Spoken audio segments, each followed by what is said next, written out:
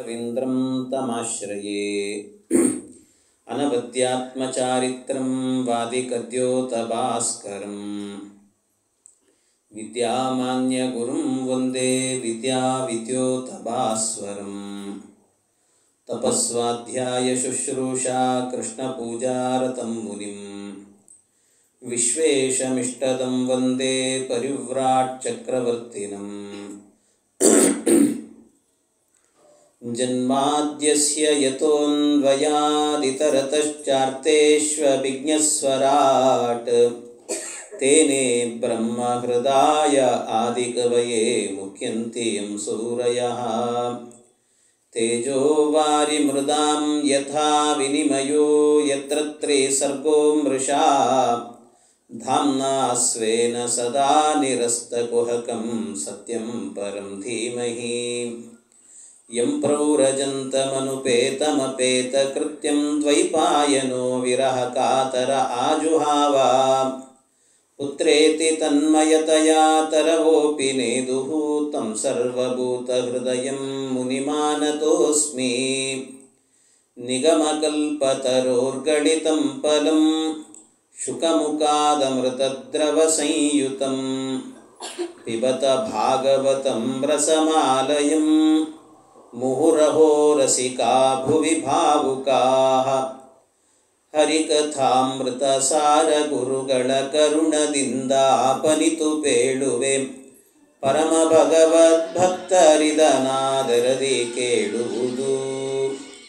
ಶ್ರೀ ಗುರುಭ್ಯೋ ನಮಃ. ಹರಿ ಓಂ ಹರಿ ಓಂ ಹರಿ ಓಂ. ಆರಂಭದಲ್ಲಿ ಹರಿವಾಯುಗುರುಗಳನ್ನು ಭಕ್ತಿಪೂರ್ವಕವಾಗಿ ನಮಸ್ಕರಿಸಿ ಇಂದಿನಿಂದ ಆರಂಭ ಆಗ್ತಾ ಇರುವ ಭಾಗವತ ಸಪ್ತಮ ಸ್ಕಂದ ಜ್ಞಾನಯಜ್ಞ ನಿರ್ವಿಘ್ನವಾಗಿ ನಡೆಯಲಿ ಅಂತ ವಿಘ್ನೇಶ್ವರ ಅಂತರ್ಗತ ಭಾರತೀಯ ರಮಣ ಮುಖ್ಯಪ್ರಾಣ ಅಂತರ್ಗತ ವಿಶ್ವಂಭರ ರೂಪಿ ಪರಮಾತ್ಮ ಅಭಿನ್ನನಾದ ಲಕ್ಷ್ಮೀ ನರಸಿಂಹದೇವರಲ್ಲಿ ಪ್ರಾರ್ಥನೆಯನ್ನು ಸಲ್ಲಿಸಿ ಶ್ರೀಮದ್ ಭಾಗವತ ಸಪ್ತಮ ಸ್ಕಂದದ ಅನುವಾದವನ್ನು ಆರಂಭ ಮಾಡುತ್ತಾ ಇದ್ದೇನೆ. ಸಪ್ತಮ ಸ್ಕಂದ ಅಂದರೆ ಇದು ಭಗವಂತನ ನರಸಿಂಹಾವತಾರವನ್ನು ಹೇಳುವ ಕಥೆ. ನರಸಿಂಹಾವತಾರವನ್ನು ಒಳಗೊಂಡಿರುವಂತಹ ಮೈ ರೋಮಾಂಚನಗೊಳಿಸುವಂತಹ ಚರಿತ್ರೆ ಇಲ್ಲಿ ಬಂದಿದೆ. ಇದು ಭಗವಂತನ ನಾಲ್ಕನೇ ಅವತಾರ. ಭಗವಂತನ ನಾಲ್ಕನೇ ಅವತಾರ ಅಂದರೆ ಇದು ಗಾಯತ್ರಿ ಮಂತ್ರದ ನಾಲ್ಕನೇ ಪದದ ವ್ಯಾಖ್ಯಾನ ರೂಪವಾಗಿರುವಂತಹದ್ದು ಸಪ್ತಮ ಸ್ಕಂದ. ಒಟ್ಟು 10 ಪದಗಳು ಗಾಯತ್ರಿ ಮಂತ್ರದಲ್ಲಿ. ತತ್ ಸವಿತುಃ ವರೇಣ್ಯಂ ಭರ್ಗಃ ದೇವಸ್ಯ ಧೀಮಹಿ ಧಿಯಃ ಯಃ ನಃ ಪ್ರಚೋದಯಾತ್. ಇದು 10 ಪದಗಳು. ಈ 10 ಪದಗಳು ಕೂಡ ಭಗವಂತನ 10 ಅವತಾರಗಳನ್ನು ನಿರೂಪಣೆ ಮಾಡುತ್ತದೆ, ದಶಾವತಾರಗಳನ್ನು ಹೇಳುತ್ತದೆ. ತತ್ ಅಂತ ಹೇಳಿದಾಗ ಮತ್ಸ್ಯಾವತಾರ ಅಂತ ಅರ್ಥ. ತತ್ ಯಾಕೆ ಅಂದರೆ ತತ್ ಅಂದರೆ ತನು ವಿಸ್ತಾರೆ ಅಂತ ಧಾತು, ವಿಸ್ತಾರವಾಗೋದು ಅಂತ. ಈ ಸತ್ಯವ್ರತ ರಾಜ ಸಂಧ್ಯಾ ವಂದನೆ ಮಾಡಲಿಕ್ಕೆ ಹೋದಾಗ ಕೈಯಲ್ಲಿ ಬಂದಂಥ ಮೀನು ಬೆಳೀತಾ ಹೋಯಿತು, ವಿಸ್ತಾರ ಆಗ್ತಾ ಹೋಯಿತು. ಆದ್ದರಿಂದ ಇದು ವಿಸ್ತಾರ ಮಾಡುವ ಅವತಾರ. ಆದ್ದರಿಂದಾಗಿ ತತ್ ಅಂತ ಹೇಳಿದರೆ ವಿಸ್ತಾರ, ತನು ವಿಸ್ತಾರೆ ಅಂತ. ಅದರಿಂದ ಮತ್ಸ್ಯಾವತಾರ. ಸವಿತುಹು ಅಂತ ಹೇಳಿದರೆ ಅದು ಕೂರ್ಮಾವತಾರ. ಯಾಕೆ ಅಂದರೆ ಸವನ ಅಂತ ಹೇಳಿದರೆ ಪಾನ ಮಾಡೋದು ಅಂತ, ಸೋಮರಸ ಪಾನ ಅಂತ. ದೇವತೆಗಳೆಲ್ಲ ಸವನ ಮಾಡುತ್ತಾರೆ, ಆ ಸವನಗಳನ್ನೆಲ್ಲ ಮಾಡಿ ಪಾನ ಮಾಡುತ್ತಾರೆ. ಆ ಪಾನವನ್ನು ಸೋಮರಸ ಮಾಡಿದರೆ ಇಲ್ಲಿ ಭಗವಂತ ಕೂರ್ಮ ಅನ್ನುವ ಅವತಾರದಿಂದಾಗಿ ಅಮೃತರಸವನ್ನು ಪಾನ ಮಾಡಿಸಿದ್ದಾನೆ. ಆದ್ದರಿಂದ ಸವನ. ಆದ್ದರಿಂದಾಗಿ ಸವಿತು ಅಂತ ಹೇಳಿದರೆ, ಸವಿತುಹು ಅಂತ ಹೇಳಿದರೆ ಕೂರ್ಮಾವತಾರ. ಇನ್ನು ವರೇಣ್ಯಂ ಅಂತ ಹೇಳಿದರೆ ವರಾಹ ಅವತಾರ. ಯಾಕೆಂದರೆ ವರೇಣ್ಯಂ. ವರೇಣ್ಯಂ ಅಂದರೆ ಏನು? ವರಿಸಲು ಯೋಗ್ಯನಾದವನು. ಅದೇ ವರಾಹ ಅನ್ನೋ ಶಬ್ದದ್ದು ಅರ್ಥ. ವರಾಹ ಅಲ್ಲಿ ವರ, ಇಲ್ಲೂ ವರ ಅಷ್ಟೆ. ಹಾಗಾಗಿ ವರಾಹ ಅಂದರೆ ವರಿಸಲು ಯೋಗ್ಯನಾದವನು ಅಂತ ಅರ್ಥ. ಇನ್ನು ಭರ್ಗಃ ಅಂತಿದೆ ಆಮೇಲೆ. ಅದೇ ನಮ್ಮ ಇವತ್ತಿನ ಸ್ಕಂದದ ರೂವಾರಿಗಳಾಗಿರುವಂತಹ ನರಸಿಂಹದೇವರು ಭರ್ಗಃ ಅಂತ ಹೇಳ್ತಾರೆ. ಯಾಕೆ ಅಂದರೆ ಭರ್ಗ ಅಂತ ಹೇಳಿದರೆ ಅರ್ಥ ಏನು ಅಂದರೆ ಶತ್ರುಭಂಜಕ ಅಂತ ಅರ್ಥ. ಶತ್ರುಭಂಜಕ, ಹಿರಣ್ಯಕಶಿಪುವಿನಂತಹ ಶತ್ರುವನ್ನು ಭಂಜನೆ ಮಾಡಿದ್ದಾನೆ. ಇನ್ನೊಂದು ಅರ್ಥದಲ್ಲಿ ಭರ್ಗಃ ಅಂತ ಹೇಳಿದರೆ ಬಿಭರ್ತಿ ಗಮಯತಿ ಇತಿ ಚ ಭರ್ಗಃ ಅಂತ. ಬಿಭರ್ತಿ ಗಮಯತಿ, ಬಿಭರ್ತಿ ಅಂತ ಹೇಳಿದರೆ ತನ್ನ ಭಕ್ತರಾದವರನ್ನು ಭರಣೆ ಮಾಡುತ್ತಾನೆ. ಬಿಭೃಂಜ ಭರಣೆ ಅಂತ ಅಂದರೆ ಅವರನ್ನು ರಕ್ಷಣೆ ಮಾಡುತ್ತಾನೆ ಅಂತ ಅರ್ಥ. ಗಮಯತಿ ಮೋಕ್ಷವನ್ನು ಕೊಡ್ತಾನೆ ಅಂತ ಅರ್ಥ. ಹಾಗಾಗಿ ಬಿಭರ್ತಿ ಗಮಯತಿ ಇತಿ ಭರ್ಗಃ ಅಂತ. ಹಾಗಾಗಿ ಪ್ರಹ್ಲಾದರಾಜರನ್ನು ಎಲ್ಲೂ ಕೈ ಬಿಡಲಿಲ್ಲ ಪರಮಾತ್ಮ, ಭರಣೆ ಮಾಡಿದ. ಅಷ್ಟೇ ಅಲ್ಲ, ಜೊತೆಗೆ ಮೋಕ್ಷವನ್ನು ಕೂಡ ನಿನಗೆ ಕೊಡ್ತೇನೆ ಅಂತ ನಿಶ್ಚಯ ಮಾಡಿಟ್ಬಿಟ್ಟಿದ್ದಾನೆ ಪರಮಾತ್ಮ. ಹಾಗಾಗಿ ಗಮಯತಿ, ಬಿಭರ್ತಿ ಗಮಯತಿ. ಆದ್ದರಿಂದ ಭರ್ಗಃ ಅಂತ ಹೇಳಿದರೆ ಭಕ್ತೋದ್ಧಾರಕನಾದಂಥ ಲಕ್ಷ್ಮೀ ನರಸಿಂಹದೇವರು ಅಂತ ಅರ್ಥ. ಇನ್ನು ದೇವಸ್ಯ ಅಂತ ಹೇಳಿದರೆ ವಾಮನ ರೂಪಿ ಪರಮಾತ್ಮ. ಯಾಕೆ ಅಂದರೆ ದೇವ ಅಂದರೆ ದಿವು ಕ್ರೀಡಾಯಾಮ್ ಅಂತ ಒಂದು. ದಿವು ಕ್ರೀಡಾಯಾಮ್ ಅಂದರೆ ಕ್ರೀಡೆ, ಅದು ಒಂದು ಕ್ರೀಡೆ. ಇನ್ನೊಂದು ಪರಮಾತ್ಮ ಏನು ಮಾಡಿದ ಅಂದರೆ ವಾಮನ ರೂಪದಿಂದಾಗಿ ಬಲಿಚಕ್ರವರ್ತಿಯ ಬಳಿಗೆ ಹೋಗಿ ಒಂದು ಕ್ರೀಡೆಯನ್ನು ಮಾಡಿದ ಅಷ್ಟೆ. ಅವಂದೇ ಎಲ್ಲ, ಮತ್ತು 3 ಪಾದ ಕೊಡು ಅಂತ ಕೇಳಿದ. ಎಲ್ಲ ಅವಂದೇ ಆದರೂ ಕೂಡ ಸುಮ್ಮನೆ ಕ್ರೀಡೆ ಇದೆ ಎಲ್ಲವೂ ಕೂಡ. ಆದ್ದರಿಂದ ಅದು ದೇವಸ್ಯ ಅಂದರೆ ವಾಮನಾವತಾರ. ಇನ್ನು ಧೀಮಹಿ ಅಂತ ಹೇಳಿದರೆ ಪರಶುರಾಮ ಅಂತ ಅರ್ಥ. ಯಾಕೆ? ಧೀ ಅಂದರೆ ಸಂಸ್ಕೃತದಲ್ಲಿ ಆನಂದ ಅಂತ ಅರ್ಥ. ಮಹಿ ಅಂದರೆ ಭೂಮಿ ಅಂತ ಅರ್ಥ. ಮಹಿ ಭೂಮಿಗೆ ಆನಂದವನ್ನು ಕೊಟ್ಟಂಥ ಅವತಾರ ಪರಮಾತ್ಮನದ್ದು ಪರಶುರಾಮ ಅವತಾರ. ಯಾಕೆ? ಭೂಮಿಯಲ್ಲಿ ಬ್ರಾಹ್ಮಣರಿಗೆಲ್ಲ ತೊಂದರೆ ಬಂದಾಗ ಆ ಕಾಲದಲ್ಲಿ ಭೂದೇವಿ ದುಃಖಪಟ್ಲಂತೆ. ಬ್ರಾಹ್ಮಣರು ಚೆನ್ನಾಗಿರಲಿಲ್ಲ ಅಂದರೆ ಭೂದೇವಿಗೆ ದುಃಖ ಆಗ್ತದೆ. ಯಾವಾಗ ನೋಡ್ರಿ ಜಗತ್ತಿನಲ್ಲಿ ಬ್ರಾಹ್ಮಣರಿಗೆ ನೀವೆಲ್ಲ ಕೆಲಸ ಕೊಡೋದಿಲ್ಲ ಮಾಡೋದಿಲ್ಲ ಅಂತ ಹೇಳ್ತೀರಿ, ಆಗಲೇ ಬೇಡ ಅಂದರೂ ಕೂಡ ಕರೋನಾದಂಥ ರೋಗಗಳು ಬರ್ತಿರ್ತವೆ, ಬೇಡ ಅಂದರೂ ಕೂಡ ಕ್ಷಯಗಳು ಬರ್ತಿರ್ತವೆ, ಸರಿಯಾದ ಕಾಲಕ್ಕೆ ಮಳೆ ಬರೋದಿಲ್ಲ, ಬಂದರೆ ಅತಿವೃಷ್ಟಿ ಅನಾವೃಷ್ಟಿ ಇದೆಲ್ಲ ಬರ್ತದೆ. ಯಾವಾಗ ಬ್ರಾಹ್ಮಣರನ್ನು ಚೆನ್ನಾಗಿ ನೋಡಿಕೊಳ್ತಾರೋ ಆಗ ಭೂಮಿ ಆನಂದದಿಂದ ಇರ್ತದಂತೆ. ಆದ್ದರಿಂದ ಮಹಿ ಅಂದರೆ ಭೂಮಿಗೆ ಧೀ ಆನಂದವನ್ನು ಕೊಟ್ಟ ರೂಪ ಪರಶುರಾಮ ಅನ್ನುವ ರೂಪ ಪರಮಾತ್ಮನದ್ದು. ಆದ್ದರಿಂದ ಧೀಮಹಿ ಅಂದರೆ ಪರಶುರಾಮ. ಇನ್ನು ಧಿಯಃ ಅಂತ ಹೇಳಿದರೆ ಯ ಅಂದರೆ ಜ್ಞಾನ, ಅದು ಯಾ ಪ್ರಾಪಣೆ ಅಂತ. ಹಾಗಾಗಿ ಧೀ ಅಂದರೆ ಆನಂದ, ಧೀ ಯ ಅಂದರೆ ಆನಂದ ಮತ್ತು ಜ್ಞಾನ ಎರಡನ್ನೂ ಹನುಮಂತ ದೇವರಿಗೆ ದಯಪಾಲಿಸಿದ ರೂಪ ಅಂತ ಹೇಳಿದರೆ ರಾಮಾವತಾರ. ಆದ್ದರಿಂದ ರಾಮ ಅಂತ ಅರ್ಥ. ಯಹ ಅಂತಂದರೆ ಕೃಷ್ಣ. ಯಾಕೆ ಅಂದರೆ ಜ್ಞಾನ ಅದು. ಅಂದರೆ ಜ್ಞಾನವನ್ನು ಧಾರೆ ಎರೆದಿದ್ದಾನೆ ಅರ್ಜುನನ ಮೂಲಕ ನಮಗೆಲ್ಲರಿಗೂ ಕೂಡ. ಇನ್ನು ನಹ ಅಂತ ಹೇಳಿದರೆ ಅದು ಬುದ್ಧಾವತಾರ ಅಂತ. ಯಾಕೆ ಅಂದರೆ ಜಗತ್ತಿದೆಯಾ? ಏನಿದೆ? ಏನು ಇಲ್ಲ ಅಂತ ಹೇಳಿದ ರೂಪ. ಆದ್ದರಿಂದ ಅಂತ ಹೇಳಿದರೆ ಅದು ಬುದ್ಧಾವತಾರ ಅಂತ. ಪ್ರಚೋದಯಾತ್ ಇದು ಕಲ್ಕಿ ಅವತಾರ. ಯಾಕೆ ಅಂದರೆ ಕಲ್ಕಿ ಏನು ಮಾಡಿದ್ದಾನೆ ಪರಮಾತ್ಮ ಅಂದರೆ ಎಲ್ಲ ಕಡೆಯಲ್ಲೂ ಕೂಡ ಅಧರ್ಮ ಎನ್ನುವುದು ತಾಂಡವ ಆಡಿದಾಗ ಕೊನೆಯಲ್ಲಿ ಭಗವಂತನೇ ಅವತಾರವನ್ನು ಮಾಡಿ ಯದಾ ಹಿ ಧರ್ಮಸ್ಯ ಗ್ಲಾನಿರ್ಭವತಿ ಭಾರತ ಅಭ್ಯುತ್ಥಾನಂ ಅಧರ್ಮಸ್ಯ ತದಾತ್ಮಾನಂ ಸೃಜಾಮ್ಯಹಂ ಅಂತ ತಾನೇ ಅವತಾರವನ್ನು ಮಾಡಿ ಧರ್ಮ ಪ್ರಚೋದನೆಯನ್ನು ಮಾಡಿದ ರೂಪ. ಆದ್ದರಿಂದಾಗಿ ಪ್ರಚೋದಯಾತ್ ಅಂತ ಹೇಳಿದರೆ ಧರ್ಮ ಪ್ರಚೋದಕವಾದಂತಹ ಕಲ್ಕಿ ಎನ್ನುವಂಥ ಅವತಾರ ಅಂತ ಅರ್ಥ. ಹಾಗಾಗಿ ಗಾಯತ್ರಿ ಮಂತ್ರದಲ್ಲಿರುವ ಒಂದೊಂದು ಪದಗಳು ಕೂಡ ಭಗವಂತನ 10 ಅವತಾರಗಳನ್ನು ಹೇಳುತ್ತದೆ. ಅದರಲ್ಲಿ 4ನೇ ಅವತಾರವೇನೇ ಲಕ್ಷ್ಮೀ ನರಸಿಂಹದೇವರು. ಆ ಅವತಾರದ ಚರಿತ್ರೆ ಎನ್ನುವಂತಹದ್ದು ಇಲ್ಲಿ ಬಂದಿದೆ. ಆ ಸ್ಕಂದ ಆರಂಭ ಆಗೋದೇನೆ ಬಹಳ ವಿಶೇಷವಾಗಿದೆ. ಏನು ಅಂದರೆ ಸಮಪ್ರಿಯ ಸುಹೃದ್ ಬ್ರಹ್ಮನ್ ಭೂತಾನಾಂ ಭಗವಾನ್ ಸ್ವಯಂ ಇಂದ್ರಸ್ಯಾರ್ತೆ ಕಥಂ ದೈತ್ಯಾನ್ ಅವಧೀದ್ವಿಷಮೋಯತ. ಪರೀಕ್ಷಿನ್ ಮಹಾರಾಜರು ಕೇಳುತ್ತಾರೆ ಶುಕಾಚಾರ್ಯರನ್ನ, ಸ್ವಾಮಿ ಯಾವಾಗಲೂ ಕೂಡ ಯಾಕೆ ಅಂದರೆ ಇದಕ್ಕಿಂತ ಹಿಂದಿನ ಸ್ಕಂದದಲ್ಲಿ ಬಂದ ವಿಷಯವನ್ನು ತೆಗೆದುಕೊಂಡು ಹೇಳ್ತಾ ಇದ್ದಾರೆ ಪರೀಕ್ಷಿತ್ ರಾಜರು. ಇದರ ಹಿಂದಿನ ಸ್ಕಂದದಲ್ಲಿ 6ನೇ ಸ್ಕಂದದಲ್ಲಿ ಬಂದಂಥ ವಿಚಾರ ಭಾರಿ ಅದ್ಭುತ. ಅದು ನಾರಾಯಣ ವರ್ಮ ಅನ್ನುವಂಥ ದಿವ್ಯವಾದ ಸ್ತೋತ್ರ ಬಂದಿರುವಂತಹದ್ದು. ಅದರಲ್ಲಿ ವೃತ್ರಾಸುರನನ್ನು ಇಂದ್ರದೇವರು ಸಂಹಾರ ಮಾಡುತ್ತಾರೆ. ಆ ವೃತ್ರಾಸುರನನ್ನು ಸಂಹಾರ ಮಾಡುವಾಗ ಭಗವಂತನೇ ನಿಂತು ಅವನಿಗೆ ಅನುಗ್ರಹವನ್ನು ಮಾಡಿ ವೃತ್ರಾಸುರನ ಸಂಹಾರ ಆಗುವಂತೆ ಮಾಡಿದ ಪರಮಾತ್ಮ. ಇಂದ್ರನಿಗೆ ಜಯವನ್ನು ಕೊಟ್ಟ. ಆಗ ಪರೀಕ್ಷಿನ್ ಮಹಾರಾಜರು ಕೇಳುತ್ತಿದ್ದಾರೆ, ಹತಪುತ್ರಾದಿತಿಶಕ್ರ ಪಾರ್ಷ್ಣಿಗ್ರಾಹೇಣ ವಿಷ್ಣುನ ಮನ್ಯುನಾ ಶೋಕದೀಪ್ತೇನ ಜ್ವಲಂತಿ ಪರ್ಯಚಿಂತಯಿತು ಅಂತ. ಈ ಭಗವಂತ ಯಾವಾಗಲೂ ಕೂಡ ಅದಿತಿ ಪುತ್ರನಾಗಿರುವಂಥ ಇಂದ್ರ ಮೊದಲಾದ ದೇವತೆಗಳೇನಿದ್ದಾರೆ ಅವರ ಪಕ್ಷದಲ್ಲೇ ನಿಂತುಕೊಂಡು ಪರಮಾತ್ಮ ಯಾವಾಗಲೂ ಅವರಿಗೆ ಜಯವನ್ನು ಕೊಡುತ್ತಾನೆ. ಅದೇ ದಿತಿಪುತ್ರರಿದ್ದಾರೆ ದೈತ್ಯರು, ಅವರಿಗೆಲ್ಲ ಏನು ಮಾಡ್ತಾನೆ ಅಂದರೆ ಅವರಿಗೆ ಬರೀ ದುಃಖ, ಕೋಪ, ಅವ್ರ ಮೈ ಉರ್ಕೊಳ್ಳೋದು, ಜೀವನದಲ್ಲಿ ಸೋಲೋದು, ಇದನ್ನೇ ಮಾಡಿಸ್ತಾನೆ. ಆದರೆ ಇಬ್ಬರು ಕಶ್ಯಪರ ಮಕ್ಕಳೇನೆ, ಇಬ್ಬರು ಕಶ್ಯಪರ ಮಕ್ಕಳು. ಕಶ್ಯಪರಿಗೆ ಅದಿತಿಯೋ ಹೆಂಡತಿ, ದಿತಿಯೋ ಹೆಂಡತಿ, ಎಲ್ಲ ಒಬ್ಬರು. ಹಾಗೆ ಭಗವಂತ ಮಾತ್ರ ಕೆಲವರಿಗೆ ಗೆಲುವು ಕೊಡ್ತಾನೆ, ಕೆಲವರಿಗೆ ಅಪಜಯವನ್ನು ಕೊಡ್ತಾನೆ. ಯಾಕೆ ಹೀಗೆ ಮಾಡ್ತಾನೆ?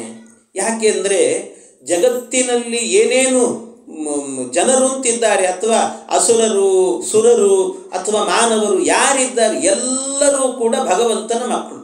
ನಾವೆಲ್ಲ ಅವನನ್ನೇ ತ್ವಮೇವ ಮಾತಾಚ ಪಿತಾ ತ್ವಮೇವ ಅಂತ ನಿತ್ಯ ಸ್ತೋತ್ರ ಮಾಡುತ್ತೇವೆ. ಅಂಥ ಪರಮಾತ್ಮ ಭಗವಂತ ಅವನಿಗೆ ಎಲ್ಲರೂ ಮಕ್ಕಳಾಗಿದ್ದರೂ ಕೂಡ ಒಬ್ಬ ಮಗನಿಗೆ ಮಾತ್ರ ಕಣ್ಣಿನಲ್ಲಿ ಬೆಣ್ಣೆ ಹಾಕೋದು, ಇನ್ನೊಬ್ಬನಿಗೆ ಸುಣ್ಣ ಹಾಕೋದು ಅಂದರೆ ಚೆನ್ನಾಗಿರ್ತದೆ. ಇರಬಹುದು, ಅವರ ಸಾಮರ್ಥ್ಯದಲ್ಲಿ ತಾರತಮ್ಯ ಇರಬಹುದು. ಆದರೆ ಒಬ್ಬ ಮಗನಿಗೆ ಇನ್ನೊಬ್ಬ ಮಗನಿಗೆ ವ್ಯತ್ಯಾಸ ಎನ್ನುವಂಥದ್ದನ್ನು ತೋರಿಸಬಾರ್ದು, ಎದುರೆದುರಲ್ಲಿ ತೋರಿಸಬಾರ್ದು. ಅದರಲ್ಲೂ ಕೂಡ ಒಂದು ಹಬ್ಬ ಬಂತು, ಈ ದೊಡ್ಡವನಿಗೆ ಮಾತ್ರ ನಾನು ಒಳ್ಳೆ ಬಟ್ಟೆ ಕೊಡ್ತೀನಿ, ನಿನಗೆ ಕೊಡೋದಿಲ್ಲ ಅಂದರೆ ಹೇಗಿರ್ತದೆ? ಹಾಗೆ ಮಾಡ್ತಾರೆ. ಯಾರಾದರೂ ತಂದೆ ಆದವನು ಮಾಡ್ತಾನೆ? ಮಾಡೋದಿಲ್ಲ.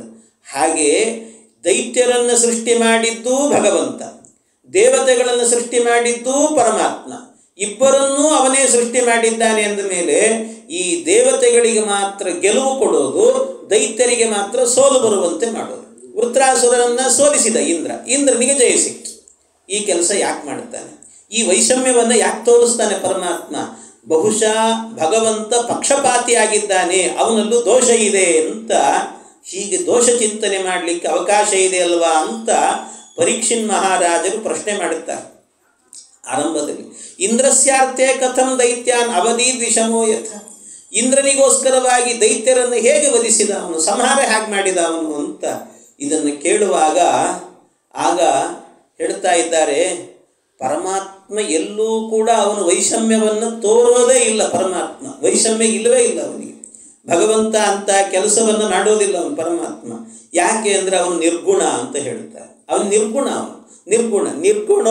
ನಿರ್ಗುಣೋ ಪಿಕ್ಯಜೋ ವ್ಯಕ್ತೋ ಭಗವಾನ್ ಪ್ರಕೃತೆ ಪರಃ ಸ್ವಮಾಯಾ ಗುಣಮಾವಿಶ್ಯ ಬಾಧ್ಯಬಾಧಕತಾಂ ಗತಃ.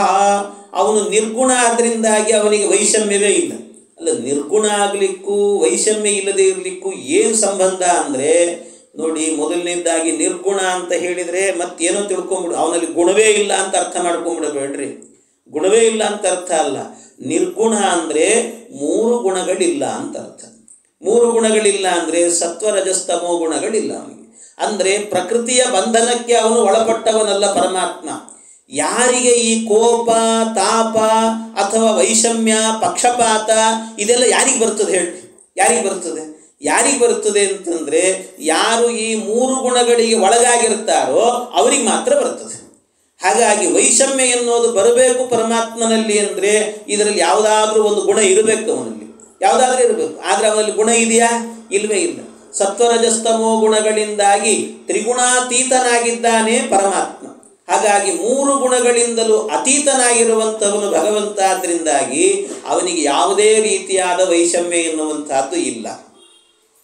ಮತ್ತು ಆದರೆ ವೈಷಮ್ಯ ಇಲ್ಲ ಅಂತ ಹೇಳ್ತೀರಿ, ಆದರೆ ವೈಷಮ್ಯ ಕಾಣಿಸ್ತಿದೆ. ಯಾಕೆ? ಇಂದ್ರನಿಗೆ ಗೆಲುವು ಕೊಟ್ಟಿದ್ದಾನೆ, ಇವನಿಗೆ ವೃತ್ರಾಸುರನಿಗೆ ಸಾವು ಕೊಟ್ಟಿದ್ದಾನೆ, ಕಾಣಿಸ್ತಾ ಇದೆ ಎದುರಿಗೆ. ಆದರೆ ವೈಷಮ್ಯ ಇಲ್ಲ ಅಂತ ಹೇಗೆ ಹೇಳ್ತೀರಿ ಅಂತಂದರೆ, ಸತ್ವಂ ರಜಸ್ತಮ ಇತಿ ಪ್ರಕೃತೇರ್ನ ಆತ್ಮನೋ ಗುಣಾಃ ನತೇಶಾಂ ಯುಗಪದ್ರಾಜನ್ ಹ್ರಾಸಗುನ್ನಾಹ ಏವಚ. ಅವನಿಗೆ ಮಾತ್ರ ಸತ್ವರಜಸ್ತಮೋ ಗುಣಗಳು ಇವುಗಳು ಯಾವುದು ಪರಮಾತ್ಮನ ಗುಣಗಳಲ್ಲ, ಅವನು ನಿರ್ಗುಣ.